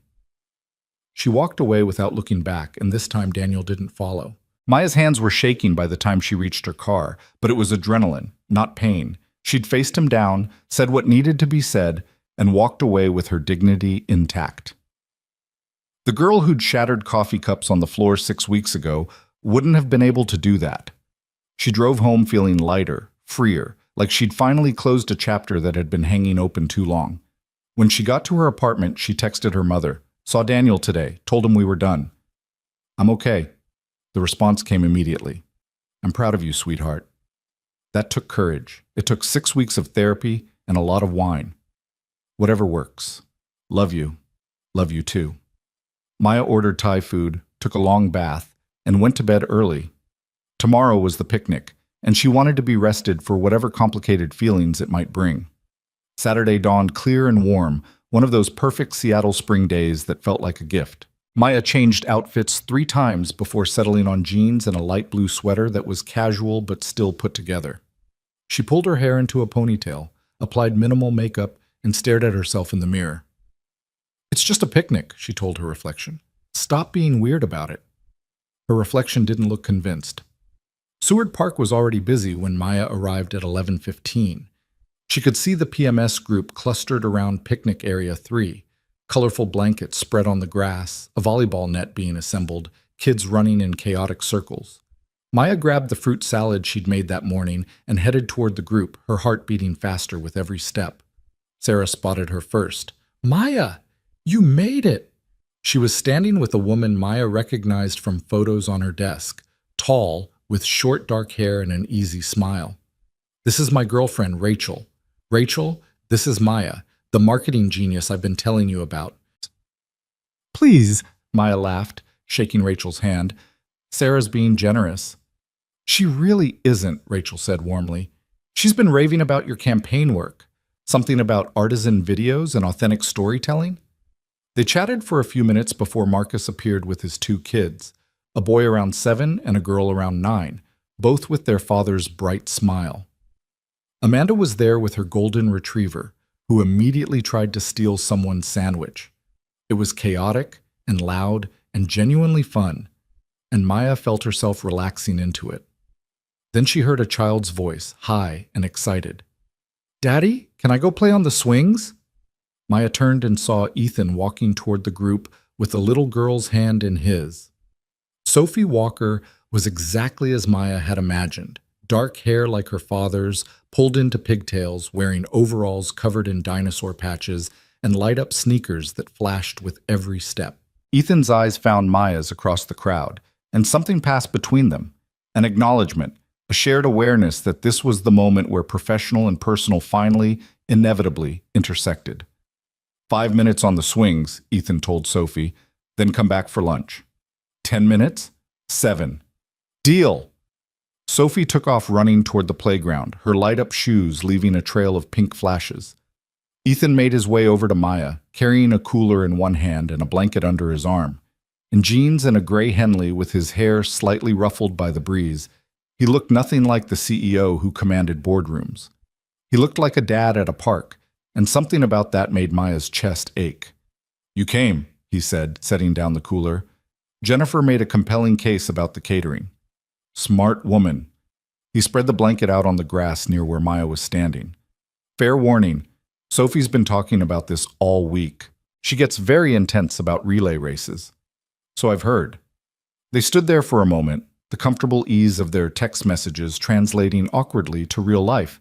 Around them, people were laughing, kids were screaming, someone's dog was barking at a squirrel.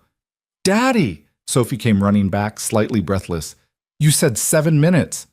"It's been 3. But I'm hungry now." Ethan sighed, but Maya could see the affection in it. "Sophie, this is Maya. She works with me at the office. Maya, this is my daughter Sophie." Sophie turned her full attention to Maya, studying her with the kind of unfiltered curiosity only children possess. "Do you like dinosaurs?" "I do," Maya said seriously. "Especially velociraptors." Sophie's face lit up. "Those are my favorite too. Most people say T-Rex because they're big, but velociraptors are smarter and they hunt in packs." "Exactly. Intelligence beats size every time." "I like her," Sophie announced to her father.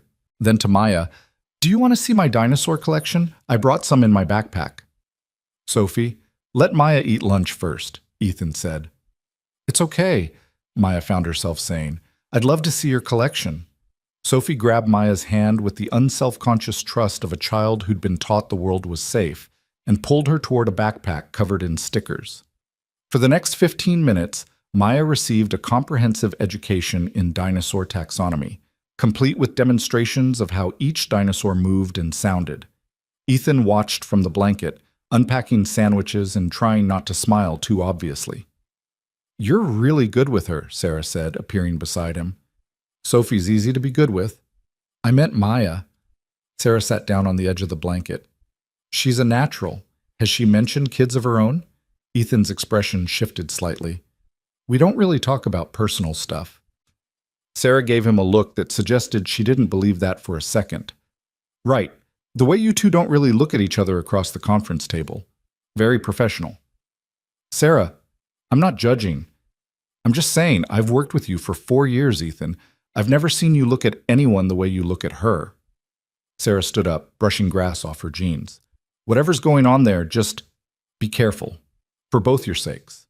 She walked away before Ethan could respond, leaving him sitting on the blanket watching Maya and Sophie arrange plastic dinosaurs in some elaborate battle scenario.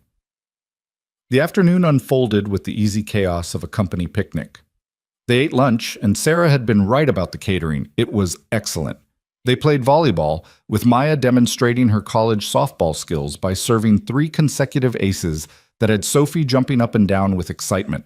They had a water balloon toss that ended with Amanda's dog eating several balloons, and everyone frantically Googling whether that was toxic. Through it all, Maya found herself pulled into Sophie's orbit.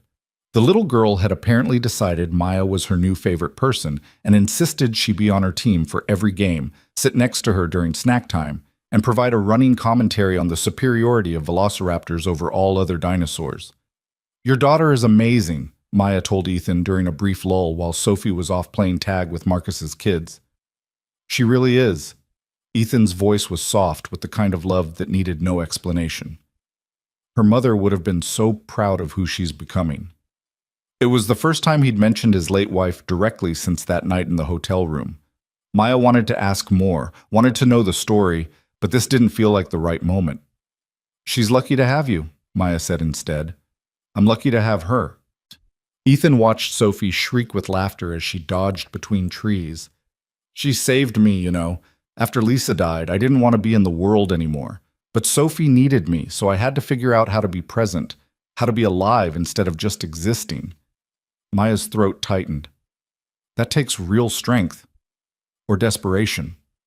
He looked at her then, and his eyes held something Maya couldn't quite name. "You understand that, I think. The difference between existing and being alive." Before Maya could respond, Sophie came running back, grass-stained and gloriously messy. "Daddy, can Maya come to dinner with us, please? We're having pizza and she needs to help me explain to you why the Jurassic period is better than the Cretaceous period." Ethan looked at Maya, a question in his eyes. Every reasonable part of Maya's brain was screaming at her to say no, to maintain boundaries, to keep things professional, to not get more tangled up in Ethan Walker's life than she already was. "I'd love to," she heard herself say. Sophie cheered. Ethan smiled. And Maya realized she'd just made a decision that would change everything, again. The picnic wound down around 4. People started packing up blankets and corralling children, exchanging promises to see each other Monday. Sarah gave Maya a knowing look as she left with Rachel. Marcus's kids hugged Sophie goodbye with the intensity of best friends who'd see each other in 48 hours.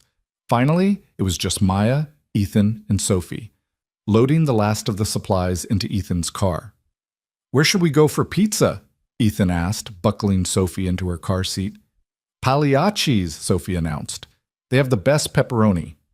"Pagliacci's it is." Ethan closed the door and turned to Maya. "You can follow us there, or ride with us and I'll bring you back for your car later."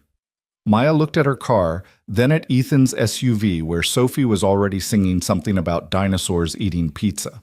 The smart choice was to follow in her own car, maintain her independence, keep an exit route available. "I'll ride with you," she said.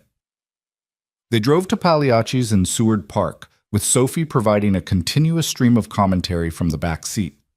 The restaurant was crowded with families, loud and cheerful and completely unpretentious.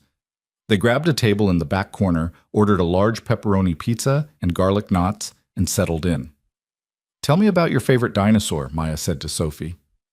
For the next 45 minutes, Maya got a graduate-level education in paleontology from a 5-year-old who knew more about the Mesozoic era than most adults.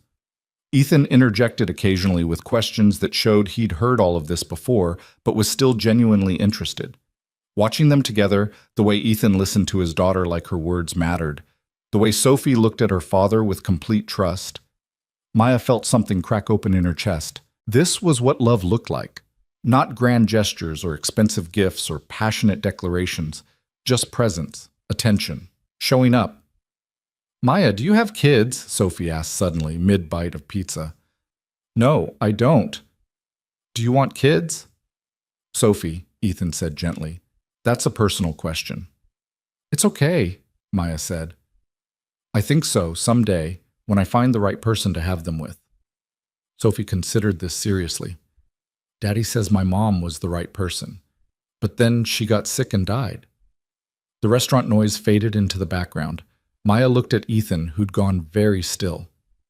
Your dad's right, Maya said softly. Your mom was the right person for him, and I bet she was amazing.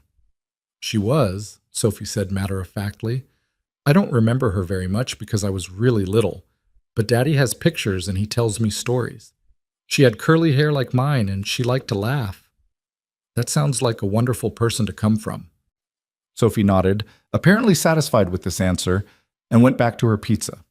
But Ethan was looking at Maya like she'd done something extraordinary by simply acknowledging his daughter's grief without trying to fix it. After dinner, they walked Sophie to a nearby playground to burn off the last of her energy before bedtime. Maya pushed her on the swings while Ethan watched from a bench, his expression unreadable in the fading light. Higher, Sophie demanded, her legs pumping. Any higher and you'll achieve orbit. Sophie giggled. That's not scientifically possible. The atmosphere extends to about 600 kilometers, and swings can't generate enough velocity to escape Earth's gravity. Maya laughed. You're absolutely right. My apologies for the scientific inaccuracy. Eventually, Sophie's energy began to flag. She climbed off the swing and came to lean against Maya's legs, suddenly shy. I had fun today, she said quietly. Me too. Can you come to the park with us again sometime? Maya looked at Ethan, who was watching them with an expression that made her heart stutter. We'll see, she said, which was what adults said when they meant yes but weren't sure they should. The drive back to Seward Park was quieter. Sophie fell asleep in her car seat within 5 minutes, her head tilted at an angle that would definitely give her a neck ache. Ethan drove carefully, navigating the Seattle streets while Maya sat in the passenger seat, feeling like she'd crossed a line she couldn't uncross. Thank you, Ethan said quietly, so as not to wake Sophie. For today. For being so good with her. She made it easy. She did. But you made it special. He glanced at her briefly before returning his attention to the road. She doesn't warm up to people like that often. You're the first person from work she's ever asked to see again. Maya didn't know what to say to that, so she said nothing. They drove in companionable silence until they reached the parking lot where Maya's car was waiting. Ethan pulled up next to it, but didn't immediately unlock the doors. Maya, I need to say something. Her heart rate kicked up several notches. Okay. Today was perfect, maybe too perfect. He turned in his seat to face her. And that scares me because I don't know how to navigate this. You work for me. There are rules, expectations, professional boundaries that matter. But I also can't stop thinking about you. About conversations at 3 a.m., about the way you understood my daughter without trying. About how different my life feels since you walked through that hotel room door. Maya couldn't breathe. Ethan, I'm not asking for anything, he continued. I just needed you to know that this is complicated for me too, that maintaining professional distance is getting harder every day, and that I don't know what to do about it. In the back seat, Sophie stirred slightly, and Ethan immediately lowered his voice even more. Maya looked at this man, this kind, damaged, brilliant man who'd listened to her fall apart and then given her an opportunity to rebuild, and felt her carefully constructed walls crumbling. I don't know what to do about it either, she admitted. But Ethan, we can't. You're my boss. I just started this job. If anyone found out, I know all of that. He ran a hand through his hair, frustrated. That's why I've been trying so hard to keep things professional. But then you show up at a picnic and spend the afternoon making my daughter laugh, and I realize I'm fighting a losing battle. So what do? We be smart about this. We maintain boundaries at work. We don't cross lines that could hurt your career or compromise my position. He met her eyes. And we figure out if what's between us is real or just two broken people finding comfort in each other. And how do we do that while maintaining boundaries? Ethan smiled, sad and a little helpless. I have absolutely no idea. Maya reached for the door handle, needing space to think, to breathe. I should go. Maya, wait. Ethan's hand moved toward hers, then stopped. Whatever happens, I don't want you to feel pressured. If you decide this is too complicated, if you want to keep things purely professional, I'll respect that. Your job is secure regardless. That's not what I'm worried about. Then what are you worried about? Maya looked back at him, at Sophie sleeping peacefully behind him, at the life he'd built from tragedy and love. I'm worried that I'm going to fall for you, and that it's going to complicate everything. And that I'm going to do it anyway, because apparently I don't learn from my mistakes. Falling for me would be a mistake? Falling for my boss would be a mistake. Falling for someone whose daughter already has my heart would be a mistake. Falling for someone I barely know but can't stop thinking about would be a mistake. She opened the door, stepped out into the cool evening air. But yes, Ethan, I think I'm going to make all those mistakes anyway. She closed the door before he could respond and walked to her car on unsteady legs. She didn't look back as she started the engine, didn't let herself watch him drive away with his sleeping daughter, but she felt the weight of his gaze until she turned out of the parking lot and headed toward home, toward an apartment that felt emptier than ever, toward a future that had just gotten infinitely more complicated. Maya drove through the Seattle night with tears on her cheeks and hope in her heart, and wondered when she'd become the kind of person who made decisions with her heart instead of her head. Maybe it had started in a hotel room with a stranger who listened. Maybe it had started when she'd walked into a conference room and seen kindness in a CEO's eyes. Maybe it had started today, watching a 5-year-old explain dinosaur taxonomy with the confidence of someone who knew she was loved. Or maybe it had started the moment Maya decided to stop just existing and start being alive again. She didn't know. But as she pulled into her parking lot and climbed the stairs to her apartment, Maya realized she was ready to find out. Her phone buzzed as she was getting ready for bed. A text from E. Thank you for today. Sophie hasn't stopped talking about you. She's an amazing kid. You're doing something right. I hope so. I'm mostly just making it up as I go. Aren't we all? Maya? Yeah? I meant what I said. About not knowing how to navigate this. I know. I meant what I said too. Which part? Maya stared at her phone for a long moment, her finger hovering over the keyboard. Then she typed 6 words that changed everything. The part about making mistakes anyway. She sent it before she could second-guess herself, then turned off her phone and climbed into bed. Tomorrow she'd worry about boundaries and professional ethics and all the reasons this was complicated. Tomorrow she'd be smart and careful and rational. But tonight, she'd just let herself feel hope. And for the first time since coffee cups shattered on bamboo floors, that felt like enough. Monday morning arrived with the kind of nervous energy that made Maya's hands shake as she applied her mascara. She'd spent most of Sunday replaying Saturday in her mind. Sophie's laughter, Ethan's confession in the car, the 6 words she'd texted before turning off her phone like a coward, the part about making mistakes anyway. What had she been thinking? She worked for him. There were policies, ethics clauses, entire HR departments designed to prevent exactly this kind of complication. And yet, here she was, walking into the PMS building at 7:45 on a Monday morning, her heart racing at the prospect of seeing him. The elevator ride to the 23rd floor felt endless.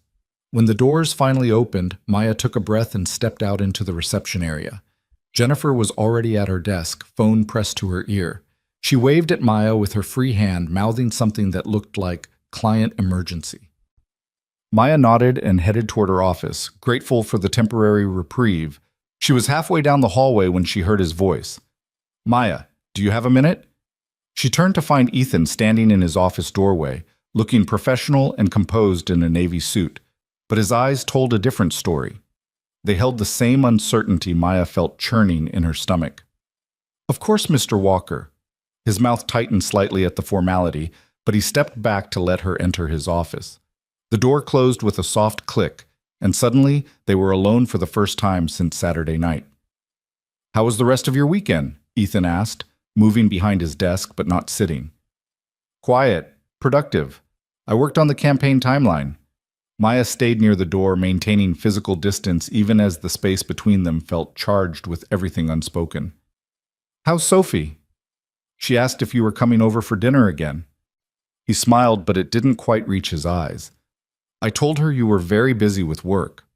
Ethan, we need to talk about Saturday. He finally sat, gesturing for Maya to do the same. About what I said. What you said. Maya perched on the edge of the chair across from his desk, her posture rigid. I know. I've been thinking about it all weekend. And? And I think we both said things that were honest, but not necessarily wise. She forced herself to meet his gaze. You're right that this is complicated. But complicated doesn't even begin to cover it. You're my boss, Ethan. There are power dynamics, ethical considerations, company policies. I've read the employee handbook, he interrupted gently. 3 times since Saturday night, actually. There's no explicit policy against relationships between employees, even at different levels. It's discouraged, and it requires disclosure to HR, but it's not forbidden. Maya's heart skipped. You looked into it? Of course I looked into it. Did you think I was going to ignore what's happening between us? I thought we were going to be smart about this, maintain boundaries. We are being smart. Ethan leaned forward, his expression intense. Being smart doesn't mean pretending nothing exists. It means acknowledging what's there and handling it appropriately. And how do we handle it appropriately? Honestly, carefully, with complete transparency. He pulled a folder from his desk drawer.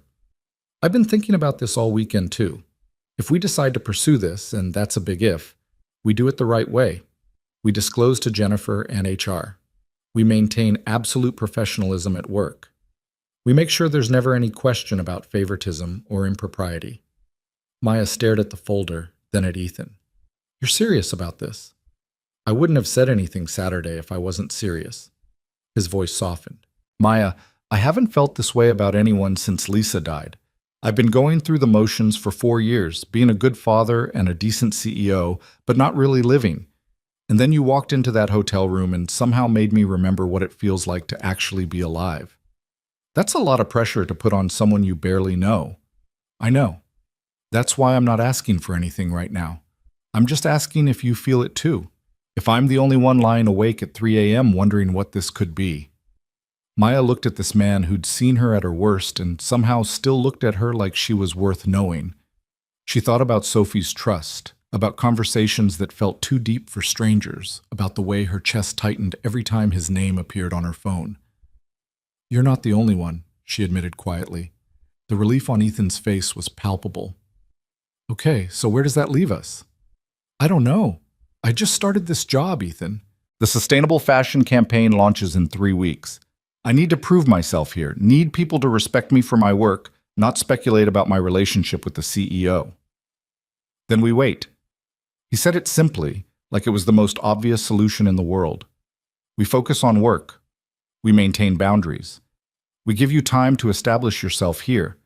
And when the campaign launches, when you've proven what you're capable of, which you will, then we revisit this conversation. You'd wait? Just like that?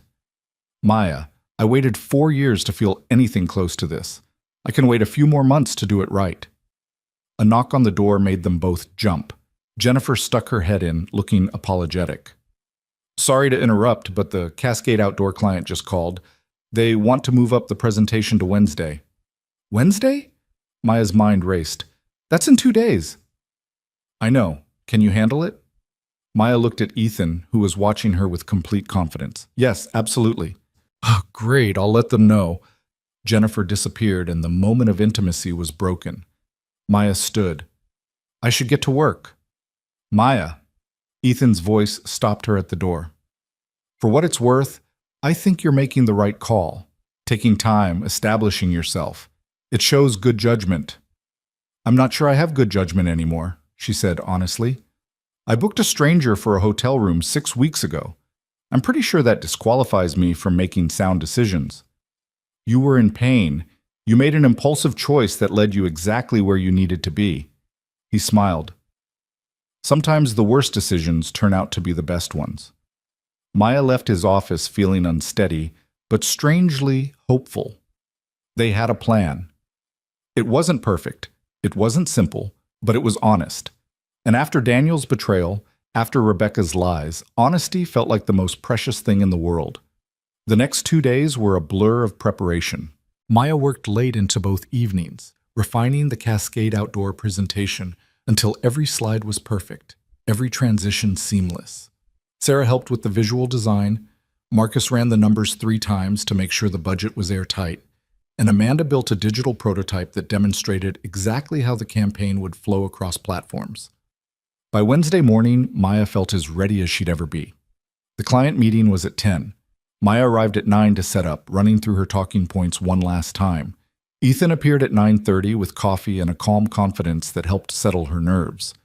"You've got this," he said, handing her the cup. "What if they hate it?" "They won't. But even if they do, you'll adjust and make it better. That's what great marketers do." He checked his watch. "I'm going to observe, but this is your presentation. Your show." The Cascade Outdoor team arrived right on time.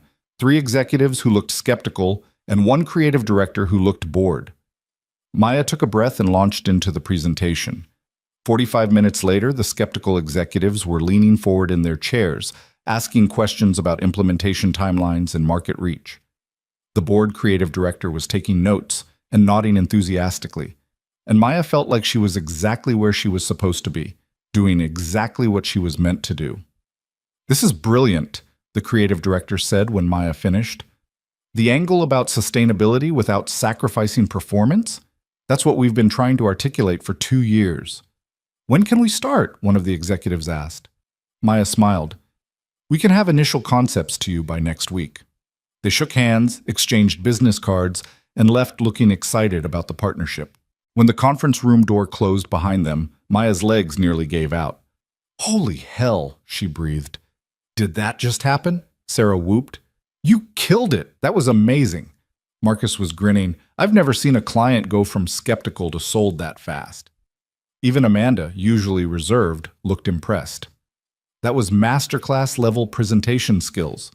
Maya looked at Ethan, who was standing by the window with an expression of quiet pride.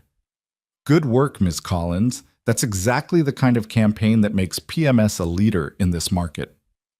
The rest of the team filtered out, leaving Maya and Ethan alone in the conference room. The professional distance they'd maintained all morning felt suddenly fragile. "Thank you," Maya said, "for believing I could do this." "I didn't believe anything. I knew." He moved closer, stopping a careful distance away. "You're exactly as brilliant as I thought you were that first night. You just needed the opportunity to show it." But to Ethan, "I know, professional boundaries. I'm maintaining them." He smiled. "But that doesn't mean I'm not proud of you."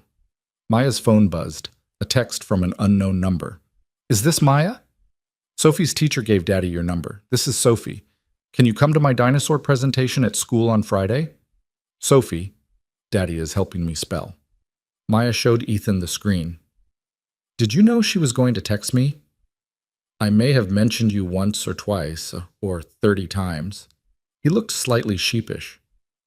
"She's very persistent when she wants something." Maya typed back carefully. "Hi, Sophie. I would love to come to your presentation. What time?" The response was immediate. 2 p.m. "Daddy says you have to ask your boss if you can leave work early. Tell him it's very important." Maya laughed and showed Ethan again. "Your daughter is using you for leverage. She's strategic, gets it from her mother." His expression softened. "You don't have to go if it's too much. I know we said we were waiting, maintaining boundaries. It's a school presentation. That's not crossing any lines." Maya sent Sophie a confirmation text, then looked at Ethan. "Besides, I promised her I'd come to the park again sometime. I don't break promises to 5-year-olds. Friday's dinosaur presentation turned out to be the highlight of Maya's week. She slipped out of the office at 1:30, drove to Sophie's school, and found a seat in the back of the classroom next to Ethan. "Thank you for coming," he whispered as Sophie prepared her presentation board at the front. "Wouldn't miss it." Sophie's presentation was exactly what Maya expected: thorough, enthusiastic, and complete with hand-drawn illustrations of various dinosaurs in their natural habitats. She explained the difference between the Triassic, Jurassic, and Cretaceous periods with the confidence of a college professor, and when she finished, the entire class applauded. Her eyes found Maya in the audience, and her face lit up with pure joy. After the presentation, Sophie ran over and threw her arms around Maya's waist. "You came!" "Of course I came. I told you I would. Did you like it? Did you learn about dinosaurs?" I learned that you're going to be a paleontologist someday and probably discover a new species. Sophie beamed. That's my plan. Ethan was watching them with an expression that made Maya's heart ache. Love, grief, hope, all tangled together in a way that suggested he was seeing his late wife and his daughter's enthusiasm.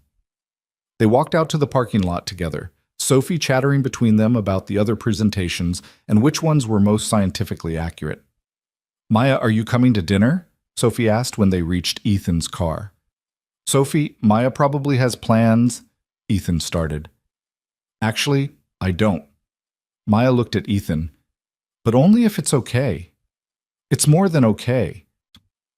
Something passed between them, a recognition that they were blurring lines they'd agreed to keep clear. But Sophie's hopeful expression made it impossible to say no. They went to the same pizza place, ordered the same pepperoni pizza, sat at the same table in the back corner. But this time felt different. Less like an accident, more like a choice. Sophie dominated the conversation, still riding high on her successful presentation. But eventually she started yawning between bites of pizza, and Ethan checked his watch. Someone's past her bedtime. I'm not tired, Sophie protested, yawning again. Right, which is why you're using your pizza as a pillow. Maya smiled. I should probably get going anyway. No! Sophie sat up straighter. Can Maya read me a bedtime story, please? Ethan and Maya locked eyes across the table. This was definitely crossing a line. Bedtime stories meant going to Ethan's house, being part of Sophie's routine, integrating into their life in a way that felt significant. If your dad says it's okay, Maya heard herself say. Ethan was quiet for a long moment. Then he nodded. Okay. One story. They drove to Ethan's house in separate cars, Maya following his SUV through streets that got progressively more residential, more family-oriented. His house was a craftsman-style bungalow in Wallingford, with a yard that had evidence of 5-year-old occupation, a pink bicycle, chalk drawings on the driveway, a small garden that looked lovingly tended. Inside was even better. Warm, lived in, full of photographs and Sophie's artwork and the kind of comfortable mess that came from actually living rather than staging. Maya saw pictures of Ethan with a beautiful woman who had Sophie's curly hair and bright smile. Lisa, his late wife. That's my mommy, Sophie said, following Maya's gaze. Daddy says she's watching over me from heaven, but I think she's probably just in the stars because that makes more scientific sense. Maya's throat tightened. The stars are a good place to be. Sophie led her upstairs to a bedroom decorated in various shades of purple and covered in dinosaur posters. She changed into pajamas, brushed her teeth, and climbed into bed with a worn stuffed stegosaurus. This is Spike, she said. He likes stories about adventures. Maya sat on the edge of the bed, while Ethan leaned in the doorway, watching. She picked up the book Sophie handed her, something about a dinosaur who was afraid of the dark, and started reading. Halfway through, Sophie's breathing evened out. By the last page, she was asleep, one hand still clutching Spike. Maya set the book down carefully and stood. Ethan came into the room and pulled Sophie's blanket up to her chin, kissed her forehead, and whispered something too quiet for Maya to hear. They left the room together, pulling the door nearly closed. Downstairs, the house felt different in the quiet, more intimate, more real. Thank you, Ethan said, for coming today, for being so good with her. She's easy to be good with. You've raised an amazing kid. We raised her, me and Lisa. He moved to the mantel, picked up a photo of the three of them, younger Ethan, the woman from the photos, and baby Sophie. I talk about her sometimes with Sophie, want to make sure she knows her mother. But it's been 4 years, and sometimes I wonder if I'm holding on to grief instead of honoring memory. Maya came to stand beside him. I think you're doing both, and that's okay. Is it? He set the photo down. Because some days it feels like I'm stuck. Like I built this life with Lisa, and when she died, I just stopped. Kept going through the motions for Sophie, but stopped actually living. That night in the hotel room, you told me you understood what it felt like when life doesn't look anything like you thought it would. I did, and I meant it. So maybe that's what this is about. Both of us figuring out how to build lives that look different than we planned but still feel worth living. Ethan turned to face her fully. Maya, I need to tell you something. Okay? I wasn't entirely honest with you about the hotel room. He took a breath. It wasn't a complete accident. The room number mix-up was real, but when you opened the door and looked so lost, I knew you thought I was someone else. I should have corrected you immediately, but you looked like I felt like everything had fallen apart, and I thought maybe I could help. Just for an hour. Then I'd leave and you'd never know. Maya's heart was pounding. Why are you telling me this now? Because we said honesty, complete transparency. And I can't start something with you, even if we're waiting, with that between us. His eyes were intense on hers. I'm sorry I didn't tell you right away. I'm sorry I let you believe it was pure chance. Maya processed this, turning it over in her mind. He'd known. He'd stayed anyway. Not because he was hired to, not because he had to, but because he'd seen someone in pain and wanted to help. I'm not angry, she said finally. No? No.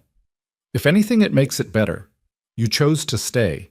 That matters more than the circumstances that put you there. She stepped closer. Ethan, we've been dancing around this for weeks, saying we're going to wait, maintain boundaries, be professional, but I don't think I can do this halfway. Either we try or we don't. But this middle ground is killing me. The campaign launches in 2 weeks. You said you wanted to establish yourself first. I know what I said, but I also know that I can't stop thinking about you.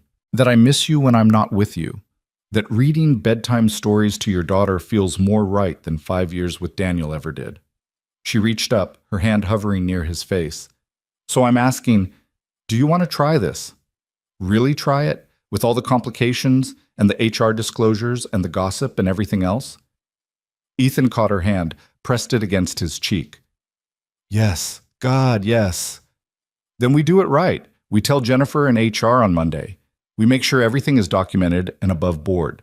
We don't hide, but we don't flaunt it either. We're just two people who work together and happen to care about each other. When did you get so brave? Maya laughed.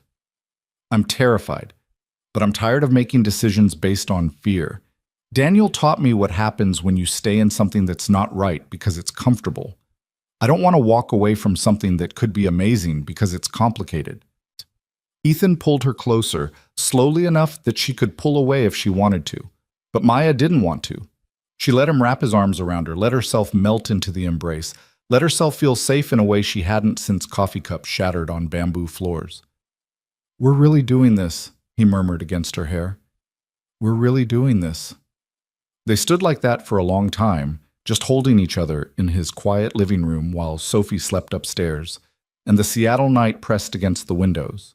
It felt like the beginning of something, not perfect, not simple, but real. Eventually, Maya pulled back. I should go. It's late, and we both have work tomorrow. Stay. Ethan's voice was quiet. Not like that, just stay.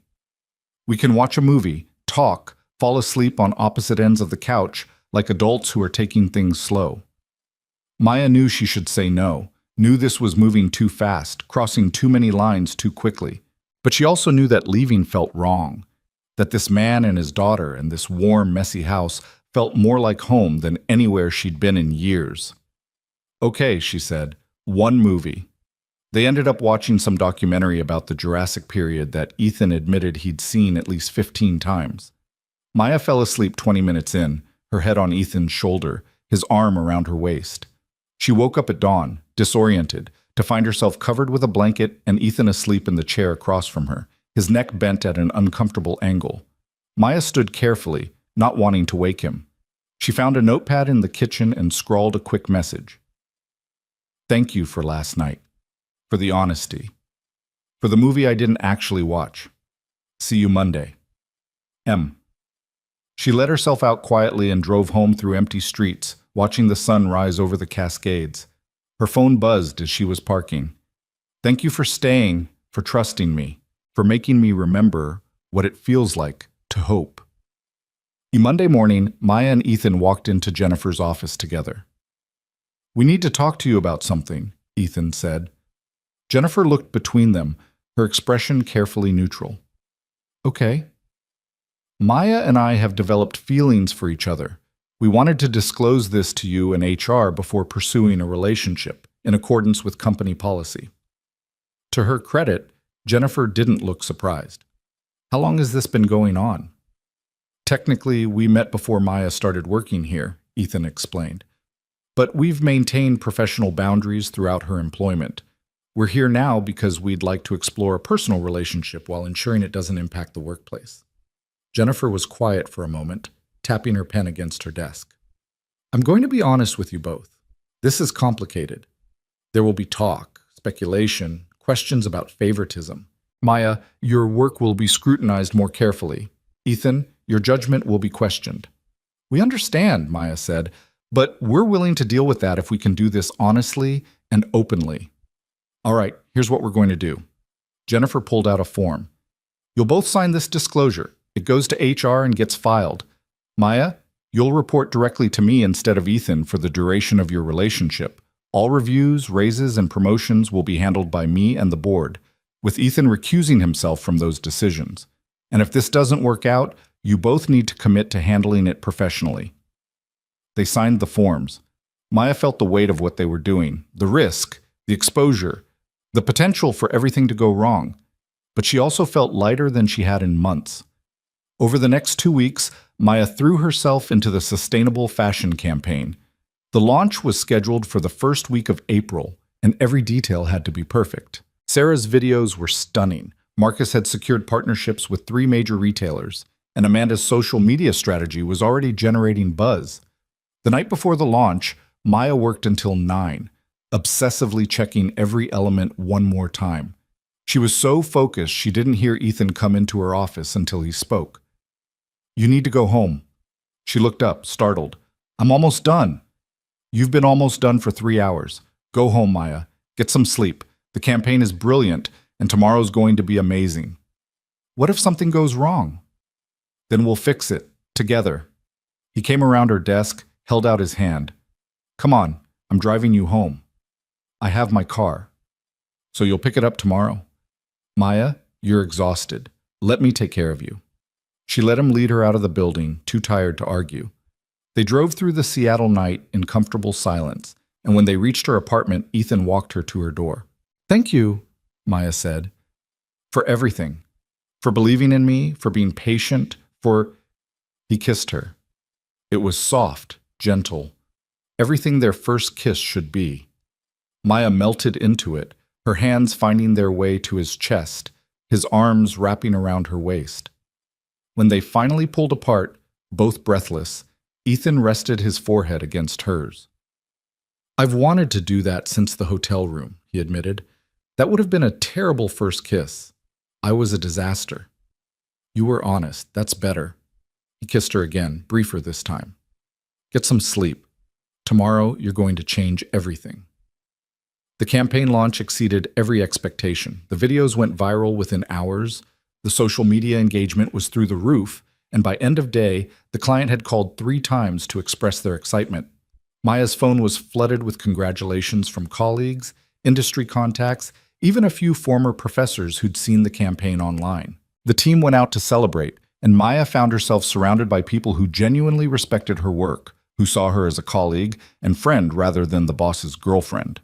Sarah made a toast about Maya's vision, Marcus praised her leadership, and Amanda admitted she'd been skeptical about the new hire, but was thrilled to be wrong. Ethan stayed in the background, letting Maya have her moment, but when their eyes met across the bar, the pride in his expression said everything. Later, after the celebration wound down, Ethan drove Maya home again. They sat in his car outside her apartment, neither quite ready to say goodnight. Your late wife would be proud of you, Maya said quietly.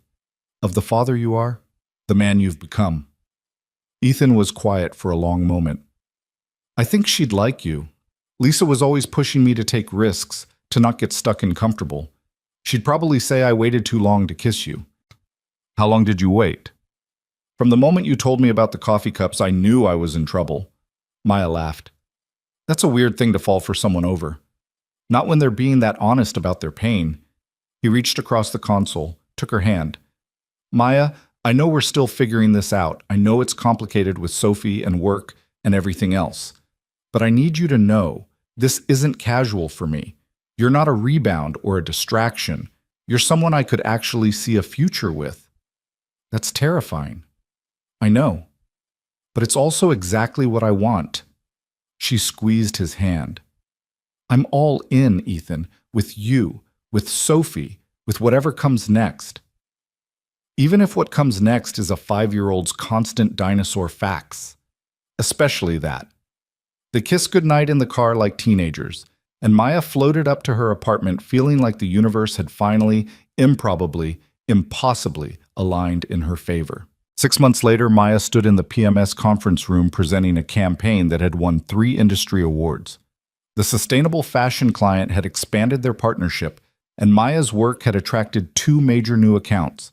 She'd proven herself a dozen times over, and the whispers about her relationship with Ethan had faded into acceptance. After the presentation, Sophie ran up to her. She'd started coming to the office occasionally on Fridays, doing homework in the break room while Ethan finished his day. That was so good, Sophie announced, even though there weren't any dinosaurs. Next campaign, I promised to include at least one velociraptor reference. Really? If it makes sense, absolutely. Ethan appeared beside them, his hand finding Maya's lower back in a gesture that had become natural over the past months. Ready to go? We have dinner reservations. Fancy dinner? Sophie asked suspiciously. Very fancy. You have to use your napkin and everything. They drove to the restaurant together, the 3 of them, a family unit that had formed gradually but felt inevitable. Over pasta, Sophie told them about her upcoming science fair project. Ethan complained about a difficult board meeting. Maya shared the news that she'd been asked to speak at a marketing conference in San Francisco. It was ordinary, normal, exactly the kind of evening Maya had stopped believing she deserved. After dinner, they dropped Sophie at Ethan's mother's house for a sleepover and drove to Discovery Park. They walked down to the lighthouse, the same place Maya had stood 6 months ago trying to decide whether to accept the job offer. I proposed to Lisa here, Ethan said, looking out at the water. Different season, different life, but the same view. Maya's heart clenched. You don't have to. I want to. He turned to face her.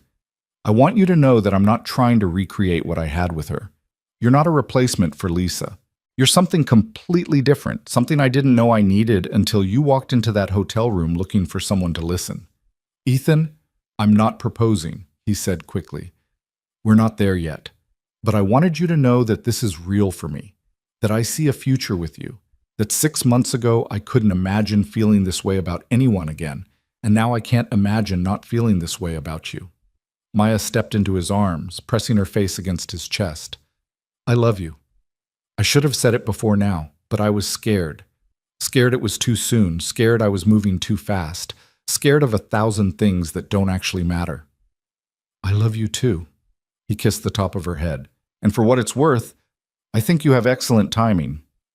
They stood there as the sun set over the Olympics, 2 broken people who'd somehow found each other in the wreckage and built something beautiful from the pieces. Maya thought about the woman she'd been 6 months ago, devastated, humiliated, convinced she was fundamentally broken. She thought about coffee cups shattering on bamboo floors in hotel rooms and wrong decisions that turned into right ones. She thought about how far she'd come, from existing to actually living, from trusting no one to trusting this man who'd seen her at her worst and somehow convinced her she deserved better. Thank you, she said quietly. For what? For staying. That night in the hotel. You could have just corrected me and left, but you stayed. Best decision I ever made. Ethan pulled back to look at her face. You know what the second best decision was? What? Giving you that job offer, even though I knew it would complicate everything. Maya laughed. That was a terrible decision that worked out incredibly well.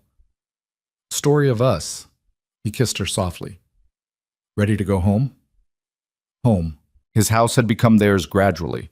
Her toothbrush in the bathroom, her clothes in the closet, her name on Sophie's emergency contact list at school. It wasn't official, they hadn't made any grand announcements, but it was real. They drove back through the Seattle night with the windows down, cool air rushing through the car. Maya's phone buzzed with a text from her mother. Dinner next Sunday? I want to hear about the awards and bring Ethan and Sophie. I'm making lasagna. Maya smiled and typed back a confirmation. Her mother had taken to Ethan and Sophie immediately, treating them like the family Maya deserved rather than the family she'd lost. When they got home, Ethan made tea while Maya changed into comfortable clothes. They ended up on the couch, her feet in his lap, talking about nothing and everything while some documentary played unwatched on the television. "Do you ever think about that night?" Maya asked. "The hotel room?" "All the time." "Me too. I keep thinking about how different my life would be if you hadn't gotten off on the wrong floor, if you hadn't stayed, if any of it had gone differently." "I think we would have found each other eventually," Ethan said. "Maybe at your interview, maybe at the office, maybe somewhere else entirely. Some things are just meant to happen. You don't strike me as someone who believes in fate." "I didn't. Until you." He set down his tea and pulled her closer.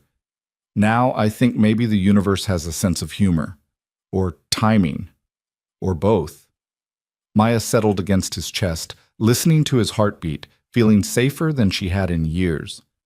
Outside, Seattle hummed with its usual nighttime energy. Inside, everything was quiet and warm and exactly where it needed to be.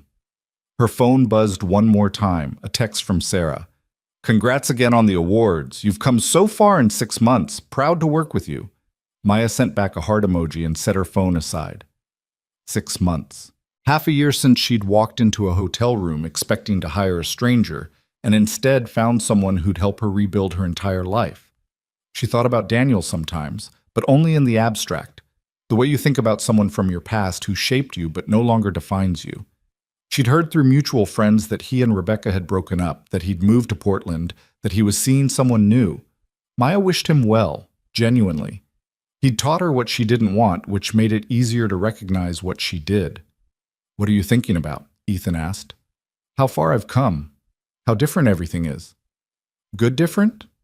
"The best different." She tilted her head up to kiss him. "I thought my life was falling apart that day.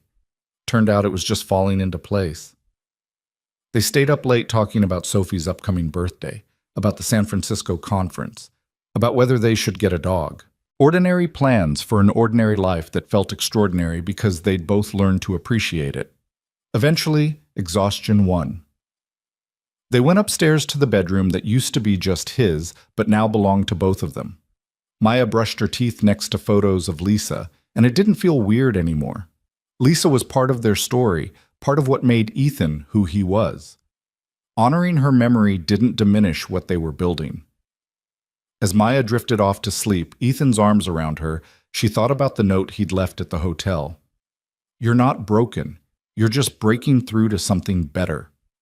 He'd been right. She had broken through grief, through betrayal, through fear and doubt, and all the walls she'd built to protect herself. And on the other side was this: love, family, work that mattered, a future that felt worth building. Maya Collins fell asleep smiling, in a house that smelled like home, next to a man who'd chosen to stay when he could have left, in a life she never could have planned but wouldn't change for anything. Sometimes the best stories start with the worst days. Sometimes coffee cups shattering on bamboo floors are just the beginning of something beautiful. And sometimes a stranger walking into the wrong hotel room at exactly the right moment can change everything. This was Maya's story. Not the one she'd written for herself, but the one the universe had written for her. And it was better than anything she could have imagined.